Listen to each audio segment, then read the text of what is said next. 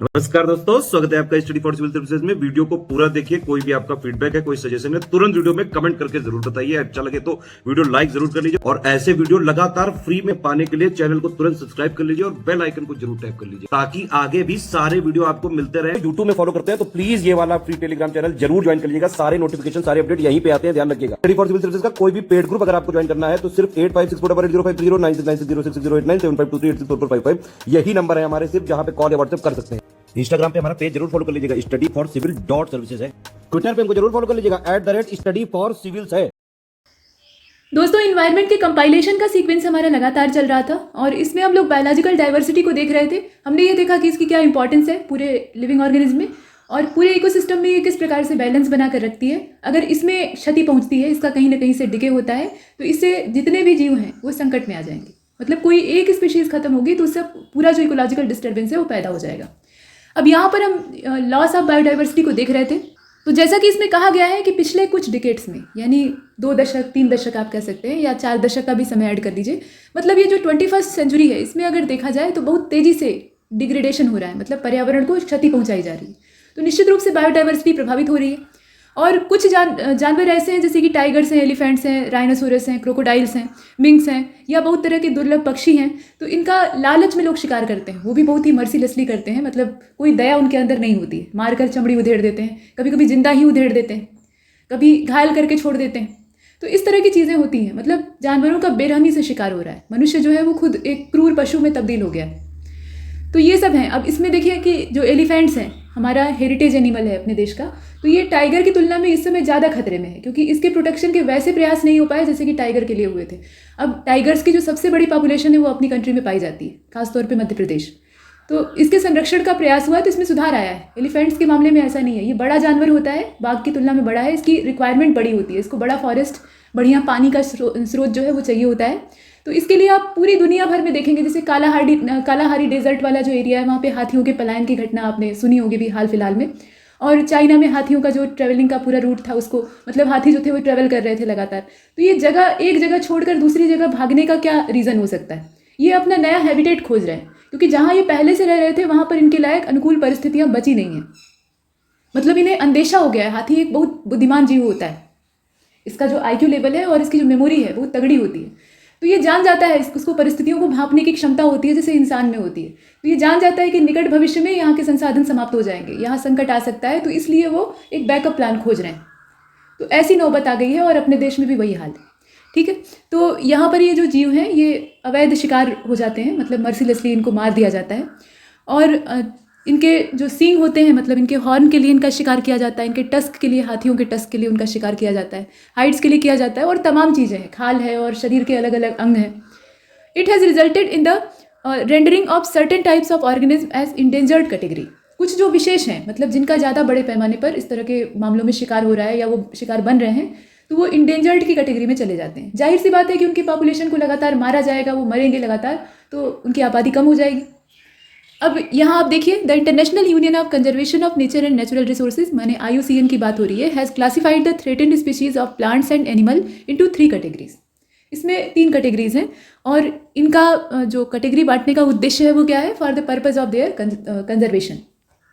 मतलब कुल मिलाकर कंजर्वेशन ही उद्देश्य है। तो पहले हम जब कैटेगराइज कर लेंगे तो हमें मालूम रहेगा कि किसको कितनी प्रायोरिटी के साथ कंजर्व करना है। अब पहली जो स्पीशीज़ की वेराइटी है वो इंडेंजर्ड है। अब इसमें कौन कौन से आते हैं? तो it include those species which are in danger of extinction. ठीक है, इनके ऊपर विलुप्त हो जाने का खतरा मंडरा रहा है। आबादी तो कम है ही है, वो तो पहले से है, लेकिन अभी ये संकट है कि ये कहीं एकदम से गायब न हो जाए। The IUCN publishes information about endangered species world wide as a red list of threatened species. जो रेड डाटा बुक और रेड लिस्ट जारी होती है IUCN के द्वारा, उसमें इसी की जानकारी दी हुई होती है कि कौन से जीव इंडेंजर्ड की कैटेगरी में है, कौन से नियरली थ्रेटेंड है, किस प्रकार से उनका क्लासिफिकेशन। इसके बाद वल्नरेबल स्पीशीज़ को देख लीजिएगा।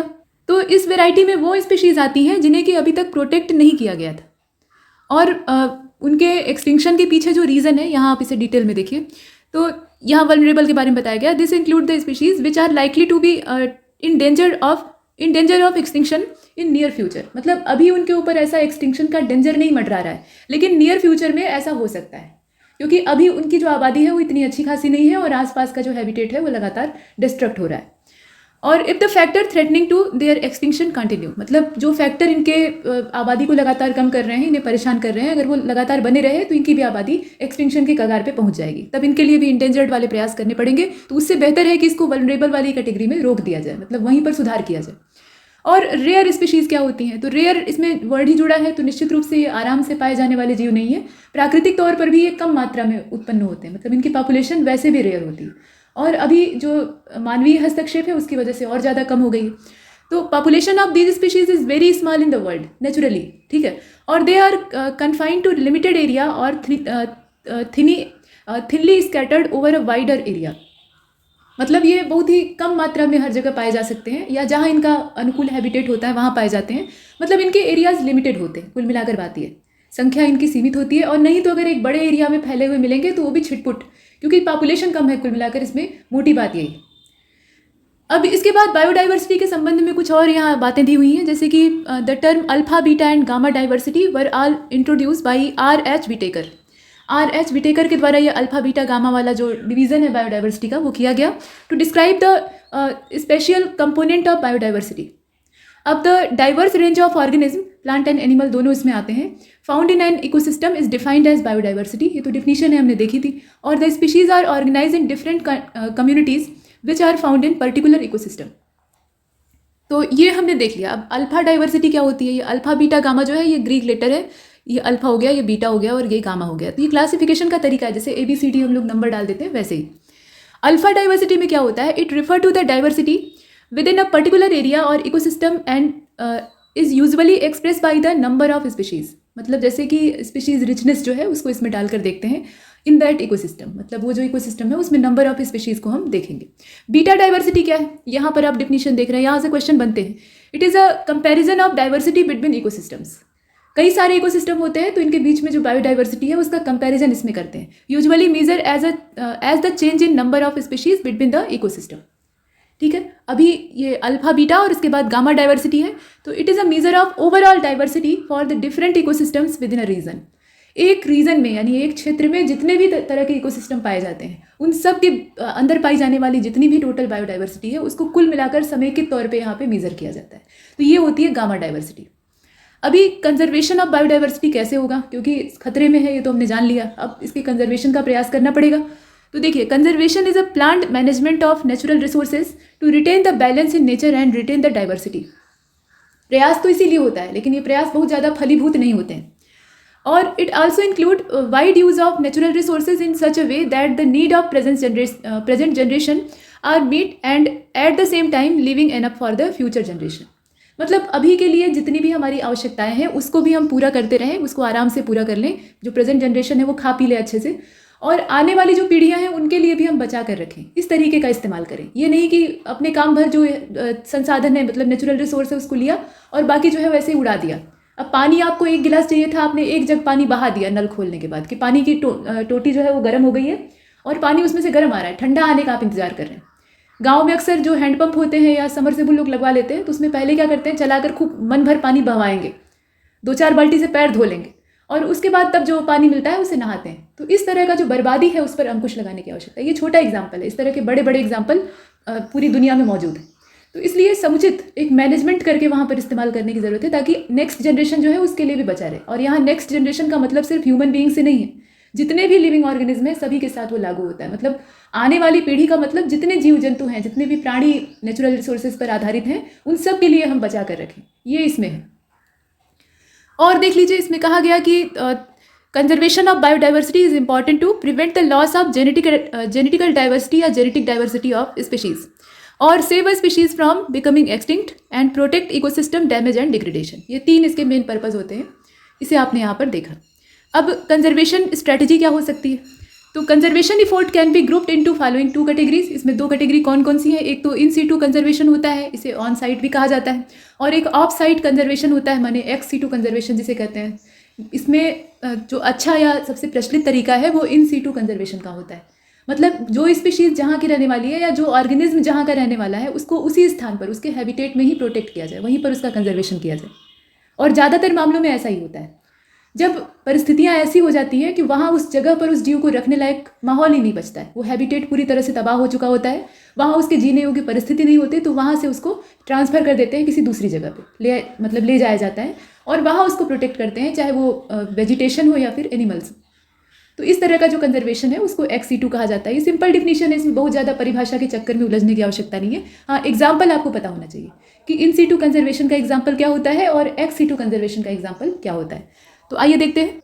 इन सीटू कंजर्वेशन माने हैबिटेट में ही प्रिजर्व करके रखें किसी प्रजाति को, तो वो नेशनल पार्क में होता है। नेशनल पार्क डिक्लेयर किया जाता है तो इसका मतलब ये थोड़े कि वहाँ पर बाघ और जो जंगली जीव हैं वो पकड़ कर ले आए जाते हैं, वहाँ रह रहे होते हैं, पहले से रह रहे होते हैं। तो नेशनल पार्क है, वाइल्ड लाइफ सेंचुरी भी है, बायोस्फीयर रिजर्व भी है, ये सब क्या है, ये इन सीटू कंजर्वेशन का एग्जाम्पल है। यहाँ हम बड़े पैमाने पर और कायदे से किसी भी प्रजाति को सुरक्षित रख सकते हैं।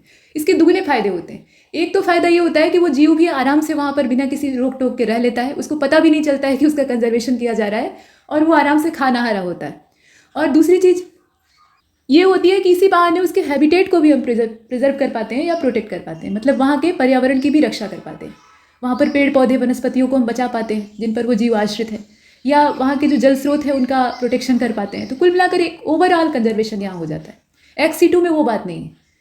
तो ये हमने देखा। अभी एक्स सीटू कंजर्वेशन को देखिए तो इसमें conservation of plant and animal outside there natural habitat, ये तो हमने जान ही लिया था।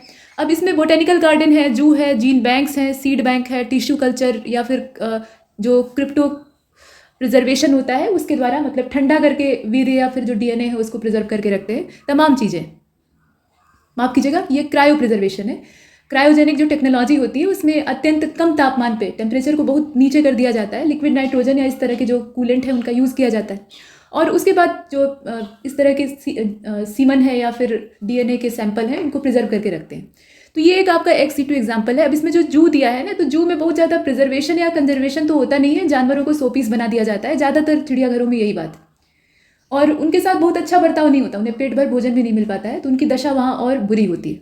खैर, बोटेनिकल गार्डन को देखिए तो बोटेनिकल गार्डन में क्या है, बहुत सारी जो वेजिटेशन है उनकी अलग अलग स्पेशीज़ वहाँ पर लगाई जाती हैं, उनकी वेराइटीज़ होती हैं। अब वो एक स्थान की नहीं है। जैसे मान लीजिए कि एक पौधे की प्रजाति जो है वो साउथ इंडिया में कहीं वेस्टर्न घाट वाले रीजन में पाई गई, उसको ले आके किसी बोटेनिकल गार्डन में रोप दिया गया, तो वहाँ वो जम तो जाएगा ही, लेकिन ये जो प्रिजर्वेशन का तरीका या कंजर्वेशन का तरीका है इसको एक्स सीटू कहा जाएगा।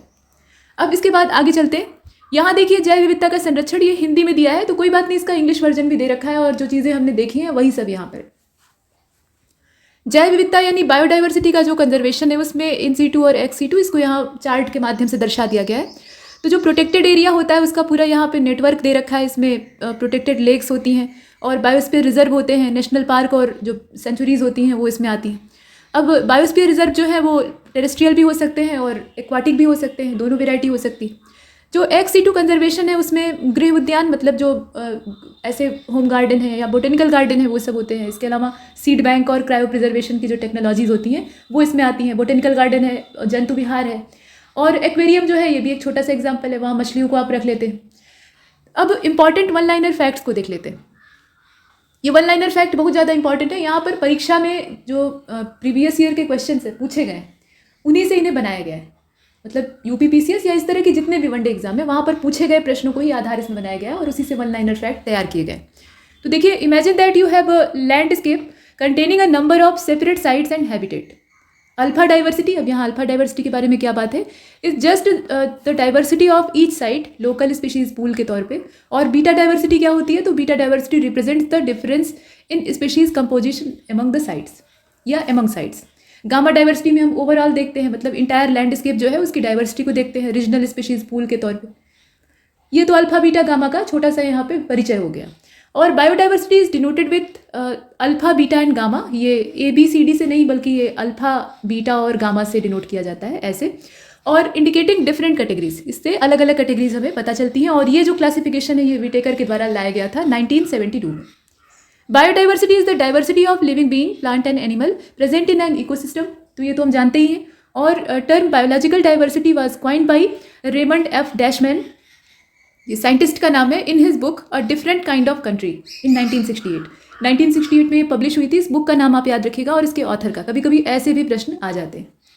The word biodiversity is a contraction of the phrase biological diversity and was first coined in 1985 by Walter Rosen of the National Research Council as a title word in a seminar organized to discuss biological diversity. एक seminar में इसका इस्तेमाल किया गया था, किताब में लिखा हुआ मिला और सेमिनार में यूज़ किया गया. The most significant aspect of biodiversity is the maintenance of the ecosystem. ये सबसे महत्वपूर्ण इसका परिचय है या सबसे महत्वपूर्ण इस्तेमाल आप कह सकते हैं. Biological diversity functions on different level of species, communities and ecosystem. और the United Nation has proclaimed, यहाँ देखिए यूनाइटेड नेशन ने क्या किया है, proclaimed मई 22 मतलब 22 मई की जो तारीख है as a international day for biological diversity, अंतर्राष्ट्रीय जैव विविधता दिवस यानी इंटरनेशनल बायोडाइवर्सिटी डे जो है वो सेलिब्रेट किया जाता है 22 मई की तारीख में. तो ये यूनाइटेड नेशन के द्वारा प्रोक्लेम्ड किया गया है. While many other countries celebrate 29 दिसंबर एज बायोडाइवर्सिटी डे. कई सारी जो कंट्रीज़ हैं वो 29 दिसंबर को इसी दिन के तौर पे मनाती हैं. अब यहाँ आप ये देखिए कि इट इज़ नोटेबल दैट ऐसा क्यों किया जाता है, मतलब 29 दिसंबर को क्यों सेलिब्रेट किया जाता है. तो ये ध्यान देने वाली बात है कि 29 दिसंबर 1993 में the convention on biological diversity यानी जो CBD है उसे पहली बार मतलब वो केम इनटू फोर्स यानी पहली बार वो अस्तित्व में आया था, उसको इम्प्लीमेंट किया गया था. तो इस उपलक्ष्य में इसको मनाया जाता है. इसके बाद नेक्स्ट यहाँ आप देखें कि government of India in collaboration with Norwegian government has establish a centre for biodiversity policy and law. ठीक है. और in the national biodiversity authority NBA Chennai to develop professional expertise in biodiversity policies and law and develop capacity building. तो ये भारत सरकार का प्रयास है, साझेदारी में किया गया है, इसे आप देखिएगा. अब बायोडाइवर्सिटी हॉटस्पॉट को देख लेते हैं. तो हॉटस्पॉट होते क्या है, ये एक बायोजियोग्राफिक रीजन होते हैं, क्षेत्र होते हैं, और that is both a significant reservoir of biodiversity and is threatened with destruction. ये एक सिग्निफिकेंट रिजर्वायर होते हैं, मतलब बहुत बड़ा भंडार होते हैं जिसमें कि अनगिनत तरह के जीव प्रजातियाँ और वनस्पतियों की प्रजातियाँ पाई जाती हैं. मतलब बायोडाइवर्सिटी यहाँ की बहुत रिच होती है, लेकिन उसके बावजूद ये थ्रेटेंड होते हैं, खतरे में होते हैं. और ये मज़े की बात है, जहाँ पर ज़्यादा रिच बायोडाइवर्सिटी पाई जा रही है इस समय तत्काल में, वो स्थान खतरे में है और ज़्यादातर मानवीय हस्तक्षेप ही उसमें उत्तरदायी. अब यहाँ देखिए ये जो टर्म है हॉटस्पॉट, इसको पहली बार यूज़ किया गया था नॉर्मन मेयर्स के द्वारा. ये 1988 की बात है, मतलब 1988 में पहली बार हमने जाना कि ये बायोलॉजिकल डाइवर्सिटी के हॉटस्पॉट भी कोई चीज़ होते हैं. हालांकि ये चीज़ तो पहले से मालूम थी कि अच्छा वहाँ पे जो बायोडाइवर्सिटी है वो ज़्यादा रिच, लेकिन इसे एक नाम दे दिया गया. There are currently 36 recognise biodiversity hotspot. 36 है इनकी टोटल संख्या. और there are earth's most biologically rich yet threatened terrestrial regions. ये क्या है, ये टेरेस्ट्रियल रीजन्स हैं और ये सबसे ज़्यादा थ्रेटेंड है, मतलब खतरे में, और उसके बावजूद ये रिच बायोडाइवर्सिटी वाले. तो इसका मतलब ये है कि यहाँ पर बायोडाइवर्सिटी को प्रोटेक्ट करने की, कंजर्व करने की आवश्यकता है. To qualify as biodiversity hotspot an area must meet 2 strict criteria. इसमें जो हॉटस्पॉट बनाने की विधि है उसमें 2 बड़े कठोर क्राइटेरिया बनाए गए हैं. कौन कौन से हैं, तो कंटेन एट लीस्ट, यहाँ देखिए, contain at least 1500 species of vascular plants found nowhere else on the earth known as endemic species. मतलब वो पृथ्वी पर उसके उस जगह के अलावा कहीं और न पाए जाते हो. ऐसे 1500 कम से कम, जो एट लीस्ट मतलब कम से कम 1500 जो पौधों की वैरायटी है वो वहाँ पाई जानी चाहिए. और have lost at least 70% of its primary native vegetation. और उस स्थान ने अपना 70% जो प्राइमरी वेजिटेशन है, नेटिव वेजिटेशन है, उसको खो दिया हो, मतलब उतना वो समाप्त हो गया हो. ऐसी स्थिति वहाँ पर हो तो उसे हॉटस्पॉट की कैटेगरी में डाला जाता है. अब इंडियन बायोडाइवर्सिटी हॉटस्पॉट कौन से हैं, टोटल तो 36 हैं, वो हमने देखा. भारत में कौन कौन से हैं, तो हिमालय का पूरा क्षेत्र है, उसमें भी पूर्वी हिमालय, और उसके अलावा पश्चिमी घाट है. मूल तौर पे यही दिखाई देते हैं, लेकिन यहाँ पर चूंकि इंडियन सब कॉन्टिनेंट को हम देख रहे हैं तो बाकी जो हिस्से हैं उनको भी देखेंगे. तो हिमालय में आप देख लीजिए, यहाँ पे include the entire Indian Himalayan region and that falling in Pakistan, Tibet, Nepal, Bhutan, China, Myanmar, ये सब इसमें आ गए. और इसके बाद इंडो बर्मा रीजन है, तो include the entire north eastern India accept Assam and the Andaman group of island and Myanmar, Thailand, Vietnam, Laos, Cambodia and south China. अब नेक्स्ट जो है वो वेस्टर्न घाट और श्रीलंका वाला पार्ट है. नीचे साउथ में चले जाएं तो include the entire western Ghat and Sri Lanka. इसमें पूरा जो क्षेत्र है वो आ जाता है, सघन जैव विविधता का क्षेत्र है.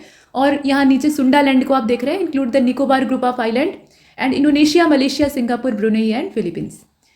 चलिए अब देखिए, biodiversity hotspot are found not only in tropical region but also the high latitudinal region. ऐसा ज़रूरी नहीं है कि ये जो ट्रॉपिकल रीजन है वहीं पर पाया जाए.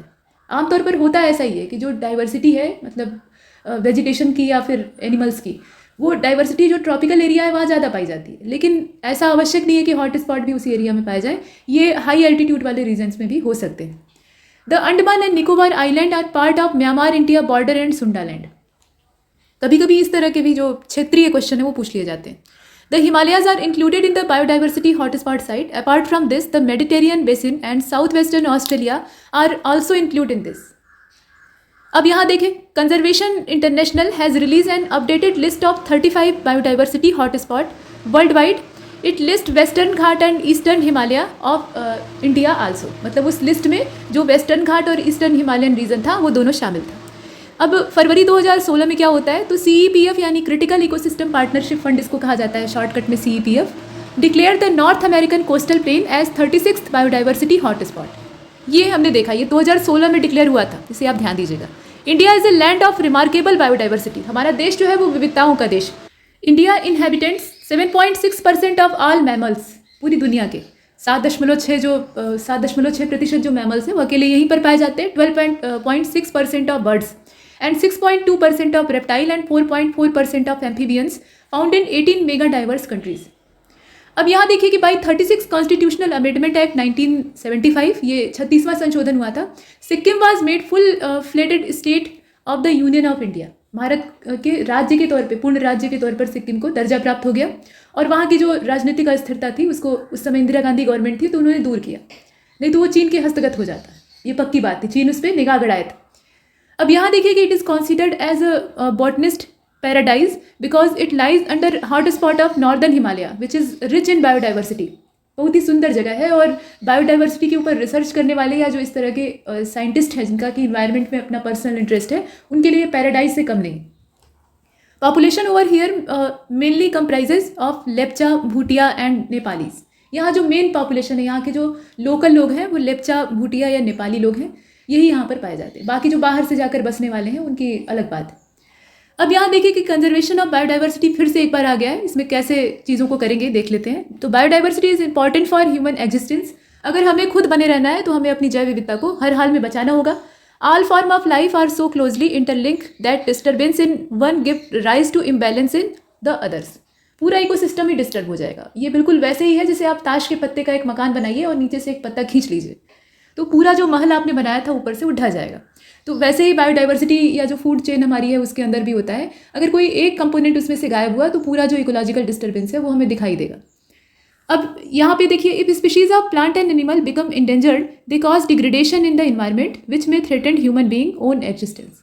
मनुष्य पेड़ काट कर बड़ा खुश होता है कि हमने मकान बनवा लिया, लेकिन उसका दूरगामी परिणाम उसी को झेलना पड़ता है। नेक्स्ट, यहाँ देखिए, there is an urgent need to educate people to adopt environment friendly practices and reorient their activities in such a way that our development is harmonious with other life form and is sustainable. Sustainable development की हम बात कर रहे हैं जिसमें कि हम खुद का भी विकास कर सकें और आने वाली जनरेशन के लिए बचा कर भी रख सकें। तो वो सब चीज़ें हमें करनी चाहिए और लोगों को शिक्षित करना चाहिए ताकि लोग अपने इन्वायरमेंट को समझें, अपनी बायोडाइवर्सिटी को प्रोटेक्ट करने के लिए आगे आएँ। शिक्षा उतनी महत्वपूर्ण नहीं है, सिर्फ सामान्य जागरूकता और खुद की इच्छा शक्ति की ज़रूरत है। अगर खुद से इच्छा शक्ति नहीं है तो पढ़ने लिखने के बाद तो लोग कमाने में लग जाते हैं, और कमाने का भी तरीका ऐसा कि जिसमें पर्यावरण को नष्ट करते हैं। तो वो भी तो पढ़े लिखे लोग हैं, किताबी शिक्षा उन्होंने भी पाई है, उनका भी जो कोर्स था, सिलेबस था, उसमें इन्वायरमेंट रहा होगा, इन्वायरमेंटल स्टडी, लेकिन उसके बावजूद क्या वो जागरूक हैं? तो इसके लिए जुनून की आवश्यकता होती है। ये इच्छा शक्ति पर निर्भर करता है। अब इसके बाद देखें, there is an increasing consciousness of the fact that such conservation with sustainable use is possible only with the involvement and cooperation of local community and individuals. जब तक लोकल लेवल पर, जमीनी स्तर पर एक एक आदमी इसमें सपोर्ट नहीं करेगा, भागीदार नहीं बनेगा, अपनी रिस्पॉन्सिबिलिटीज़ को अपने ऊपर नहीं लेगा, तब तक सुरक्षा नहीं हो सकती है। ना सस्टेनेबल डेवलपमेंट हो सकता है, ना हम अपनी डाइवर्सिटी को कंजर्व करके रख सकते हैं। अब यहाँ देखिए कि for this the development of institutional structures at local level is necessary. Local level पर इंस्टीट्यूशनल स्ट्रक्चर डेवलप करने की आवश्यकता है ताकि इस चीज़ को ज़मीनी स्तर पर किया जा सके। Critical problem is not merely the conservation of species nor the habitat but the continuation of process of conservation. The government of India along with 155 other nation have sign the Convention of Biodiversity at Earth Summit held at Rio de Janeiro, Brazil, June 1992. The World Conservation Strategy, यहाँ आप देखिए, the World Conservation Strategy has suggested the following step of biodiversity conservation. अब इसमें दो नहीं बल्कि कई सारे पॉइंट हैं, लेकिन इन्हें एक एक करके देखेंगे। तो effort should be made to preserve the species that are endangered. और दूसरा क्या है, prevention of extinction required proper planning and management. Third वाले में varieties of food crop, forest plant and timber trees, livestock animal and their wild relatives should be preserve. सबको बचाने की जरूरत है। नेक्स्ट यहाँ आप देख रहे हैं, तो ईच कम्युनिटी, माफ कीजिएगा, each country should identify habitat of wild relative and ensure there protection. Habitats are where species feed, breed and rest, nurse their young should be safeguarded and protected। कहने का मतलब यह है कि ऐसा जो स्थान है, मतलब जहाँ पर कोई स्पीशीज़ अपना निवास बनाए हुए है, उसका हैबिटेट है, तो वहाँ पर वो अपना रिप्रोडक्शन का काम करती है। जो उसके छोटे बच्चे होते हैं, मतलब नन्हे शिशु होते हैं, उनको ये अपना पाल पोस कर वहाँ बड़ा करती है, उनके लिए अनुकूल दशाएं पाई जाती है। तो वो सब जो है उसको प्रोटेक्ट करने की ज़रूरत है। International trade in wild plant and animal be regulated, उसको रेगुलेट करने की आवश्यकता है। To protect, preserve and propagate the variety of species within natural boundaries, the government of India pass wildlife protection act 1972, under which national park and sanctuaries were establish and biosphere reserve declared. Detail of this biosphere reserve are given in book, मतलब ये NCERTs में ऐसा दिया हुआ है। There are some countries which are situated in tropical region, they possesses a large number of world's species diversity. जो tropical region है, tropical region में आने वाले जितने भी देश हैं, वहाँ पर बायोडाइवर्सिटी रिच होती है। They are called mega diversity centre. Next आगे चल, ग्रीन हाउस इफेक्ट को देख लेते हैं। The term green house effect is derive from a phenomena that occur in a green house. ये ग्रीन हाउस वर्ड जो है, ये ग्रीन हाउस से ही, मतलब जो पौधों के प्रिजर्वेशन के लिए बनाए जाने वाले ग्रीन हाउस है, फसल उगाने के लिए, उन्हीं से निकल कर आया गया शब्द है। लेकिन ये एक नेचुरल फिनोमिना है जो कि हमारी अर्थ के चारों ओर होता है और ये हमें सपोर्ट करता है। अगर ये नेचुरली हो, प्राकृतिक तरीके से हो, तो ये नुकसानदेह नहीं है। लेकिन जो ह्यूमन इंटरफेरेंस है या फिर जो ह्यूमन एक्टिविटीज़ हैं, ये डिस्ट्रक्टिव एक्टिविटीज़ जो है, इसकी वजह से ग्रीन हाउस गैसेस की मात्रा बढ़ रही है और जो एटमॉस्फेयर हमारा है उसमें इम्बैलेंस क्रिएट हो रहा है। और यही वजह है कि जो ग्रीन हाउस गैसें जब बढ़ेंगी तो निश्चित रूप से वो ज़्यादा मात्रा में सोलर रेडिएशन को अपने अंदर एब्जॉर्ब करके रखेंगी, तो गर्मी बढ़ेगी और वही गर्मी लगातार बढ़ रही है, जिसमें कार्बन डाइऑक्साइड सबसे बड़ी मुसीबत की जड़। अब देखिए इसे, तो derive from a phenomena that occur in a green house, the green house effect is a naturally occurring phenomena that cause the earth surface and atmosphere to heat up. If there was no greenhouse effect, the average temperature of Earth's surface today would have cooled to -80 degree Celsius. मतलब अगर ये green house का कंबल हमारे चारों ओर नहीं होता तो हम 0 से नीचे के तापमान में जम चुके होते। मतलब जब तक सनलाइट मिल रही है तब तक तो तापमान बना हुआ है, लेकिन पृथ्वी जितना ले रही है उतना अगर जो रोशनी है और हीट है उसको बाहर लौटा दे, जो पार्थिव विकिरण है उसके तौर पे वापस कर दे, तो दिया गया टेम्परेचर सब इक्वल हो जाएगा। मतलब जो रिजल्टेंट है वो 0 हो जाएगा। तो 0 से भी कई डिग्री नीचे, माने -18 डिग्री सेल्सियस का जो टेम्परेचर है वो हमें झेलना पड़ेगा, instead of being 18 degree centigrade. लेकिन आमतौर पर ये कितना रहता है, औसतन 18 डिग्री सेंटीग्रेड के आसपास बना रहता है। Due to increase in the level of green house gases, ये तो इसका नेचुरल फिनोमिना है और नेचुरल बेनिफिट है, पृथ्वी के तापमान को बैलेंस में बनाए रखने के लिए आवश्यक है। लेकिन अब क्या हो रहा है, due to the increase in the level of green house gases the temperature of earth surface increase significantly. चूँकि इनका काम ही यही है टेम्परेचर को एब्जॉर्ब करना, मतलब तापमान बढ़ाना। अब ये ज़्यादा मात्रा में रहेंगी तो तापमान और बढ़ेगा, तो वही हो रहा है। Due to which there is global warming, और इसी वजह से वैश्विक ऊष्मन हो रहा है, यानी दुनिया गर्म हो रही है। Earth temperature has increase by 0.6 degree centigrade in last century. पिछली जो लास्ट सेंचुरी है उसमें 0.6 डिग्री सेल्सियस की वृद्धि देखी गई है अर्थ के टेम्परेचर में। ये एक बड़ी चीज़ है। ये देखने में भले ही छोटा नंबर दिखाई देता हो, लेकिन इतना तापमान का बढ़ जाना ये अपने आप में बड़ी बात है। और ये जो पिछली सेंचुरी है उसकी बात हो रही है, अभी जो तत्काल का समय है ना उसमें और तेज़ी से ये हो रहा है। Earth's heat evolve in the form of infrared radiation, about 90% of which is absorbed by the carbon dioxide gas present in atmosphere. इसका जो 90% हिस्सा है, मतलब इंफ्रारेड रेडिएशन का, उसको कार्बन डाइऑक्साइड एब्जॉर्ब कर लेती है। The existence of green house effect was told by Joseph Fourier in 1824। 1824 में जोसेफ फूरियर ने इसके बारे में बता दिया था। फूरियर सीरीज़ को आपने पढ़ा होगा, अगर आपने अलजेब्रा और जो वेव थ्योरी है, वेव एंड ऑसिलेशन, उसको पढ़ा है, तो उसमें इन्होंने बाकायदा ग्राफिकल तरीके से उस चीज़ को दर्शाया। ठीक है, तो यहाँ पर देखिए ग्रीन हाउस इफेक्ट को सबसे पहले बताने वाले यही साइंटिस्ट थे, जोसेफ फूरियर, जो कि एक फिजिक्स के साइंटिस्ट थे, मतलब फिजिक्स से इनका ताल्लुक था, लेकिन ये इन्वायरमेंट में भी उतना ही इंटरेस्ट रखते थे। अब इसके बाद देखिए, the green house effect increase the temperature of atmosphere due to the absorption of infrared radiation by atmospheric gases. इसमें मुख्य रूप से कार्बन डाइऑक्साइड होती है, हालांकि और भी गैसें।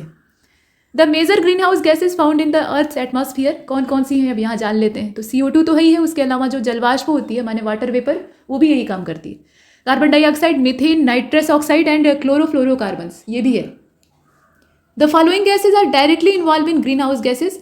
तो इसमें कौन कौन सी हैं? CO2 हो गया, हमारा CH4 है यानी मीथेन भी यही काम करता है, नाइट्रस ऑक्साइड यानी N2O है, CFC है, SF6 है यानी सल्फर हेक्साफ्लोराइड, और NF3। इस तरह की तमाम गैसें। ETC का मतलब है कि इनकी लिस्ट लंबी है, लेकिन इसमें जो मेन विलेन है वो ये है।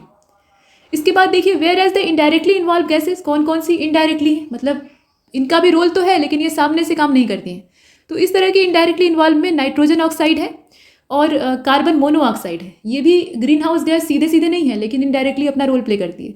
और non methane volatile organic compound जो NMVOC होता है वो इसमें आता है। सल्फर डाइऑक्साइड भी इसी कैटेगरी में डाली जाती है। अब यहाँ देखिए कि 6 major green house gases identify by the IPCC, मतलब international panel on climate change, include CH4, CFC and N2O। 6 प्रकार की मेजर जो ग्रीन हाउस गैसें हैं उनको IPCC ने डिक्लेयर किया है ताकि पता चल सके कि क्लाइमेट चेंज और ग्लोबल वार्मिंग जो है उसको हम कैसे और कितने हद तक रोक सकते हैं। गैसों के बारे में पता होगा तभी तो उनका जो इमिशन है उसको रोकेंगे। तो अब यहाँ पर ये जो नाम है आपने देख लिए, मेथेन है, क्लोरोफ्लोरोकार्बन है और नाइट्रोजन डाइऑक्साइड है, सल्फर डाइऑक्साइड। अब इसमें ये बताया गया है ना कि while sulphur dioxide is not a green house gas, सीधे सीधे ये ग्रीन हाउस गैस नहीं है। It is the main gas responsible for acid rain. ये एसिड रेन के लिए उत्तरदायी है। सल्फर और नाइट्रोजन के जो ऑक्साइड होते हैं उनकी वजह से एसिड रेन उत्पन्न होती है जो कि तमाम जो प्राकृतिक संरचनाएं हैं उनको नुकसान पहुंचाती है, मिट्टी को भी खराब करती है। अब यहाँ देखिए कि the primary green house gas of concern today are carbon dioxide, chlorofluorocarbon, methane and nitrous oxide and ozone. Ozone जो ट्रोपोस्फियरिक लेवल में पाई जाती है उसकी बात हो रही है। Some other gases such as nitric oxide यानी NO and carbon monoxide easily react with green house gases and affect their concentration in atmosphere. अब ये इनडायरेक्टली अपना रोल कैसे प्ले करती है? तो ये जैसे नाइट्रोजन ऑक्साइड है या फिर कार्बन मोनोऑक्साइड है, ये खुद GHG नहीं है, मतलब ग्रीन हाउस गैसेज नहीं है, लेकिन जो ग्रीन हाउस गैसेज हैं उनके साथ इनका रिएक्शन बड़े कायदे से हो जाता है और उसके बाद जो ग्रीन हाउस गैसेज हैं उनका कॉम्बिनेशन या उनका जो कंसनट्रेशन है एटमॉस्फेयर में वो बढ़ जाता है। तो ये ग्रीन हाउस गैसेज को खिलाने पिलाने यानी सपोर्ट करने का काम करती है। अब देखिए the effectiveness of any given GHG molecule यानी green house gases molecule will depend on the magnitude of increase in its concentration, its lifetime is in the atmosphere and the wavelength of radiation that it absorb। ये बहुत से factors पे निर्भर करता है। जो light इन्होंने या वेवलेंथ रेडिएशन की जिस वेवलेंथ का रेडिएशन इन्होंने एब्जॉर्ब किया है वो, इसके अलावा ये एटमॉस्फेयर में कितने समय तक टिक पाते हैं, इन सब चीज़ों पर ये डिपेंड करता है कि ये कितना ज़्यादा ग्रीन हाउस इफेक्ट में योगदान देंगे।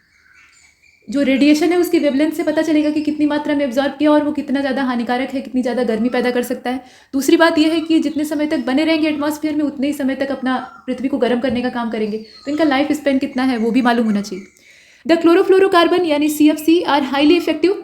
और ओजोन के बारे में बताया गया कि ozone which absorb ultraviolet radiation in stratosphere is very effective in absorbing terrestrial radiation when it is present in lower troposphere. तो वैसे भी हमने देखा था ओजोन लेयर के बारे में जब पीछे स्टडी की थी तो उसमें देखा कि जो ट्रोपोस्फियरिक ओजोन होती है वो हमेशा नुकसानदेह होती है, जहरीली है पहली चीज़ तो, पॉइजनस है, और दूसरी बात यह है कि वो ग्लोबल वार्मिंग में योगदान देती है।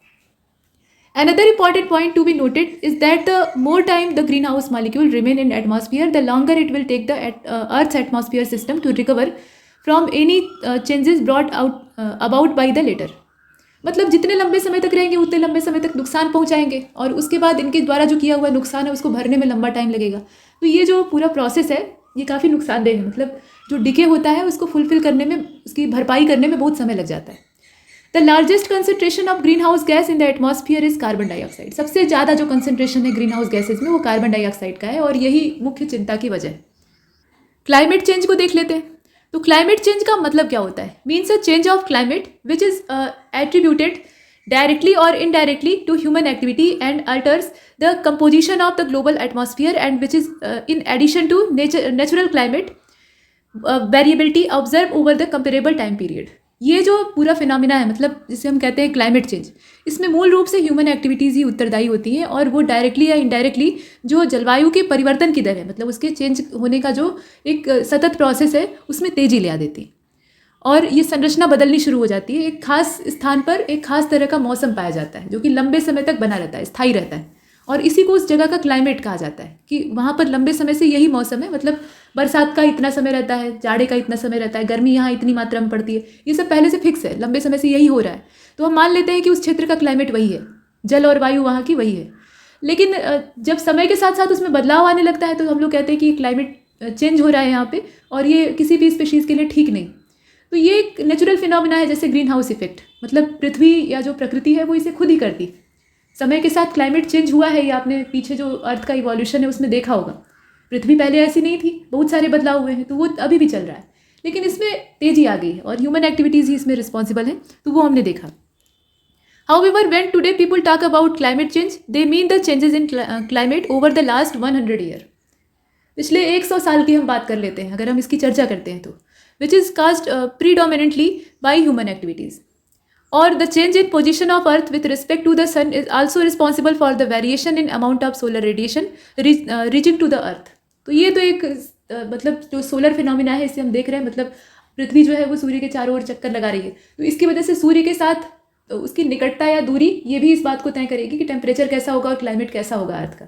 मतलब जब सूर्य से ज़्यादा दूरी पर होगी तो टेम्परेचर घट जाएगा, ऐसी स्थितियाँ होती हैं। This change is according to the astronomical principle of climate change, और scientist call this principle as Milankovitch hypothesis. इसे मिलानकोविच हाइपोथेसिस के नाम से भी जाना जाता है।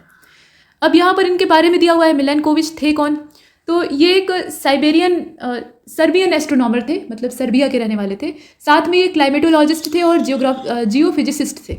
ये कई तरह के प्रोफेशन को अपनाए हुए थे। एस्ट्रोनॉमर तो ये थे ही, ये इनका शौकिया रुझान था। उसके अलावा पेशे से ये एक जियोफिजिसिस्ट थे और क्लाइमेटोलॉजी में भी इनकी रुचि थी। अब इनके बारे में कहा गया कि has given the principle related to climate change which is related to the long term orbital position of the earth. This principles are recognise as the astronomical principle of earth.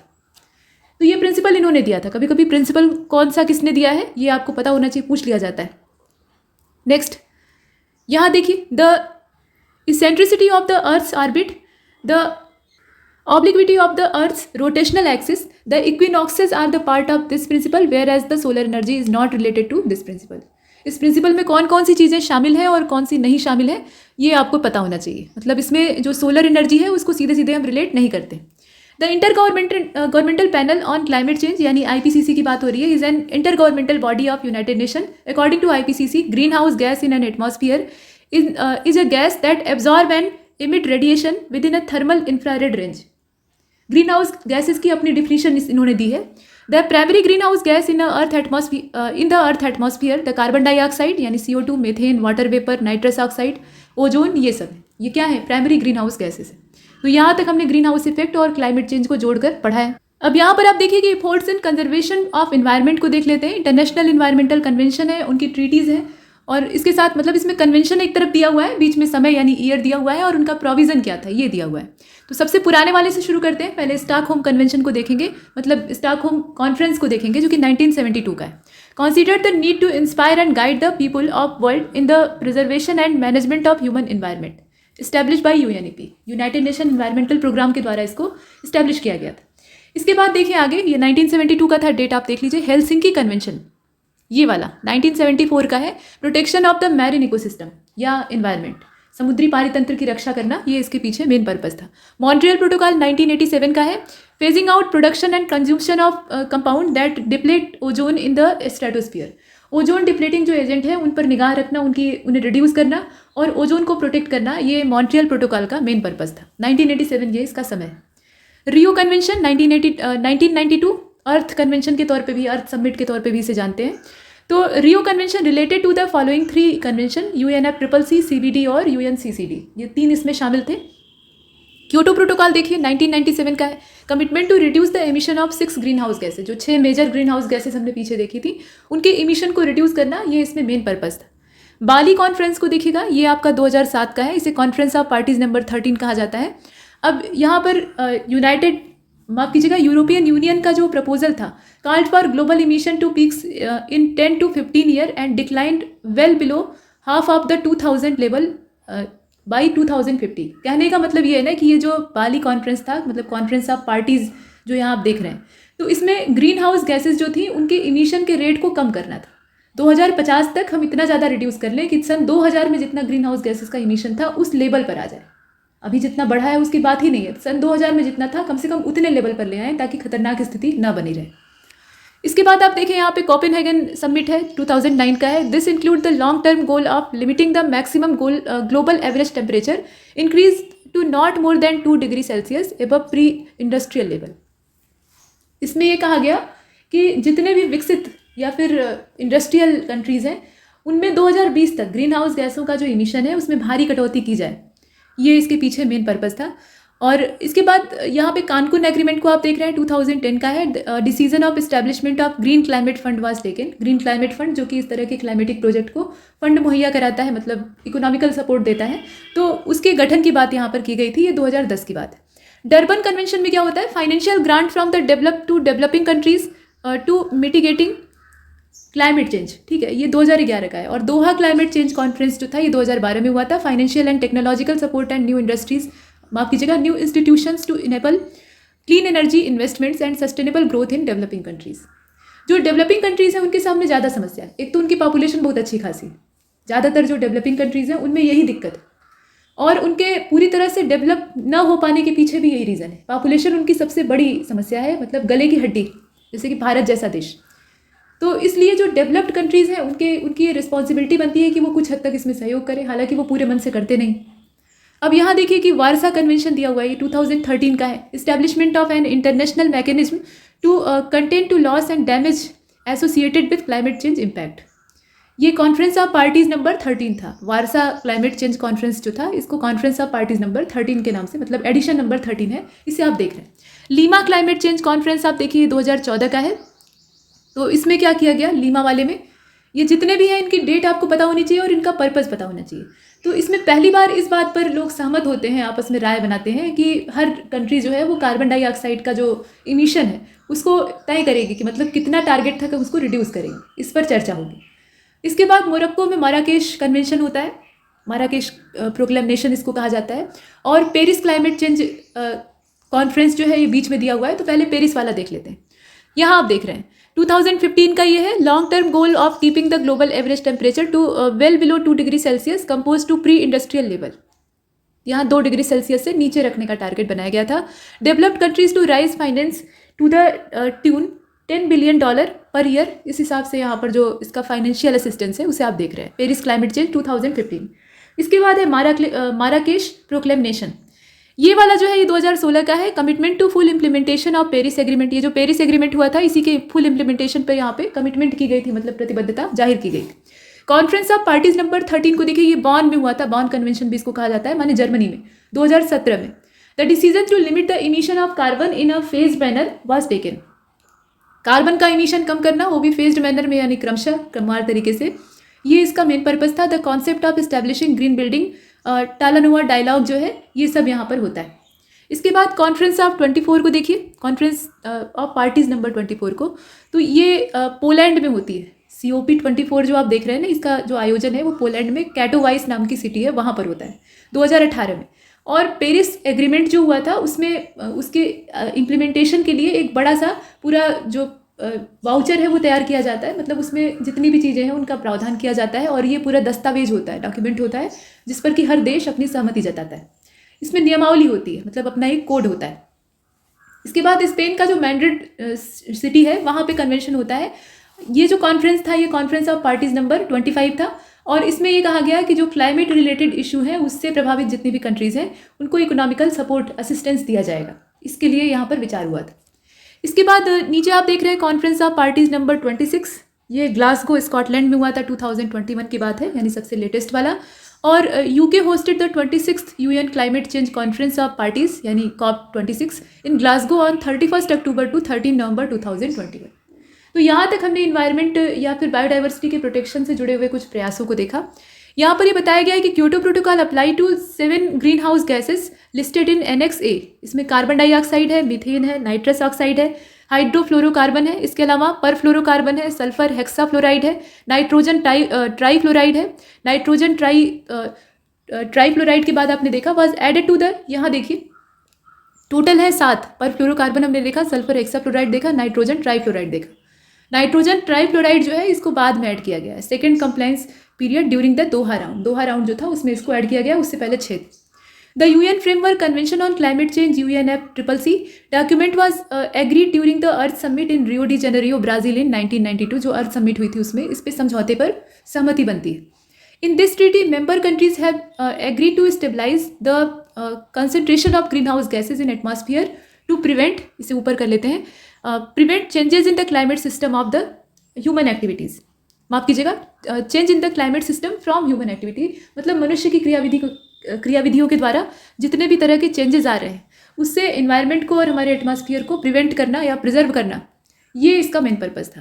The United nation climate change secretariat यानी UNFCCC secretariat की बात हो रही है, has launch a new initiative called momentum for change climate neutral now, which will showcase the effort of individuals, companies and government to achieve real result in the transition to climate neutrality. यहाँ अगर बात किया जाए तो the United Nation convention UNFCCC came into effect from 21 March 1994. Date भी आपको साथ साथ देखनी है. The Kyoto protocol is an international agreement applicated with the UNFCCC, United Nations Framework Convention on Climate Change. It is concerned with reducing the exhaust of greenhouse gases and not just green house gas, मतलब एक green house gas नहीं बल्कि सभी जितनी भी green house gas हैं उनको reduce करना, ये इसके पीछे मेन पर्पस था. Kyoto protocol was adopted at the third conference of UNFCCC held on 11 December 1997, Kyoto Japan. Kyoto जो शहर है जापान का, वहाँ पे आयोजित किया गया था. This protocol became effective from 16 February 2005. The Kyoto Protocol has been brought under binding agreement to bring down greenhouse gas emissions to 1990 level, मतलब 1990 वाला जो लेवल था वहाँ पर इसको ले जाना, जो ग्रीन हाउस गैसों के इमिशन का लेवल है उसको वहाँ तक पहुँचाना, ये मेन पर्पस था. According to the Kyoto protocol agreement, a provision was made to cut emission by 5.2% from 2008 to 2012 for countries emitting more green house gases. Certified emission reduction क्या चीज़ है, इसे CER कहा जाता है. CDM the business unit that comes under treatable unit, मतलब इसे क्या कहा जा सकता है, इसे ट्रेडेबल यूनिट के तौर पे देखा जा सकता है. मतलब ये जो आप देख रहे हैं, the business unit that comes under is tradable unit. 1 CER unit, ये CER जो है इसको एक यूनिट के तौर पे देखते हैं. The CER unit is obtain by subtracting 1 ton of carbon dioxide. This is achieve through afforestation etcetera. तो इतना हमने देखा, आगे चलते हैं. फॉरेस्ट और उसके टाइप्स देख लेते हैं. तो forest is a complex ecosystem consisting mainly of trees and that support a married form of life. अब यहाँ पे देखिए, the trees are the most important component that help to create a unique environment which in term supports various kind of animal and plants. तो वनों का क्या योगदान है ये तो आप जानते ही हैं, वही चीज़ यहाँ बताई गई है. ये एक कॉम्प्लेक्स इकोसिस्टम होता है. यहाँ आप देखते हैं कि बायोमास का जो पिरामिड है वो उलट जाता है, इसकी कॉम्प्लेक्सिटी ज़्यादा होती है. अब ये मुख्य रूप से पौधों, मतलब जो वेजिटेशन है उससे भरे हुए होते हैं और बड़े बड़े पेड़ों की बहुतायत होती है. जंगल ऐसा ही होता है. ये जीवन के बहुत सारे पहलुओं को सपोर्ट करते हैं, यही दिया हुआ है. अब यहाँ आप देखें कि the trees are most important component that help to create a unique environment which in turn support various kind of animal and plant. ये सभी को सपोर्ट करते हैं. Trees are the primary producer for the forest, purify and cool the air and control the climate. Tree जो है वो बहुत कुछ करते हैं. ये प्राइमरी प्रोड्यूसर की भूमिका में होते हैं, मतलब हरी वनस्पतियों की बात हो रही है तो सभी पूरे इकोसिस्टम को ये भोजन उपलब्ध कराते हैं, ऊर्जा देते हैं. उसके अतिरिक्त ये हवा को साफ करते हैं और क्लाइमेट चेंज जो है उसको धीमा करते हैं, मतलब नियंत्रित करते हैं. फॉरेस्ट में भी सब divided into natural forest and plantation और मैन मेड फॉरेस्ट. दो प्रकार से इसको डिवाइड किया जा सकता है.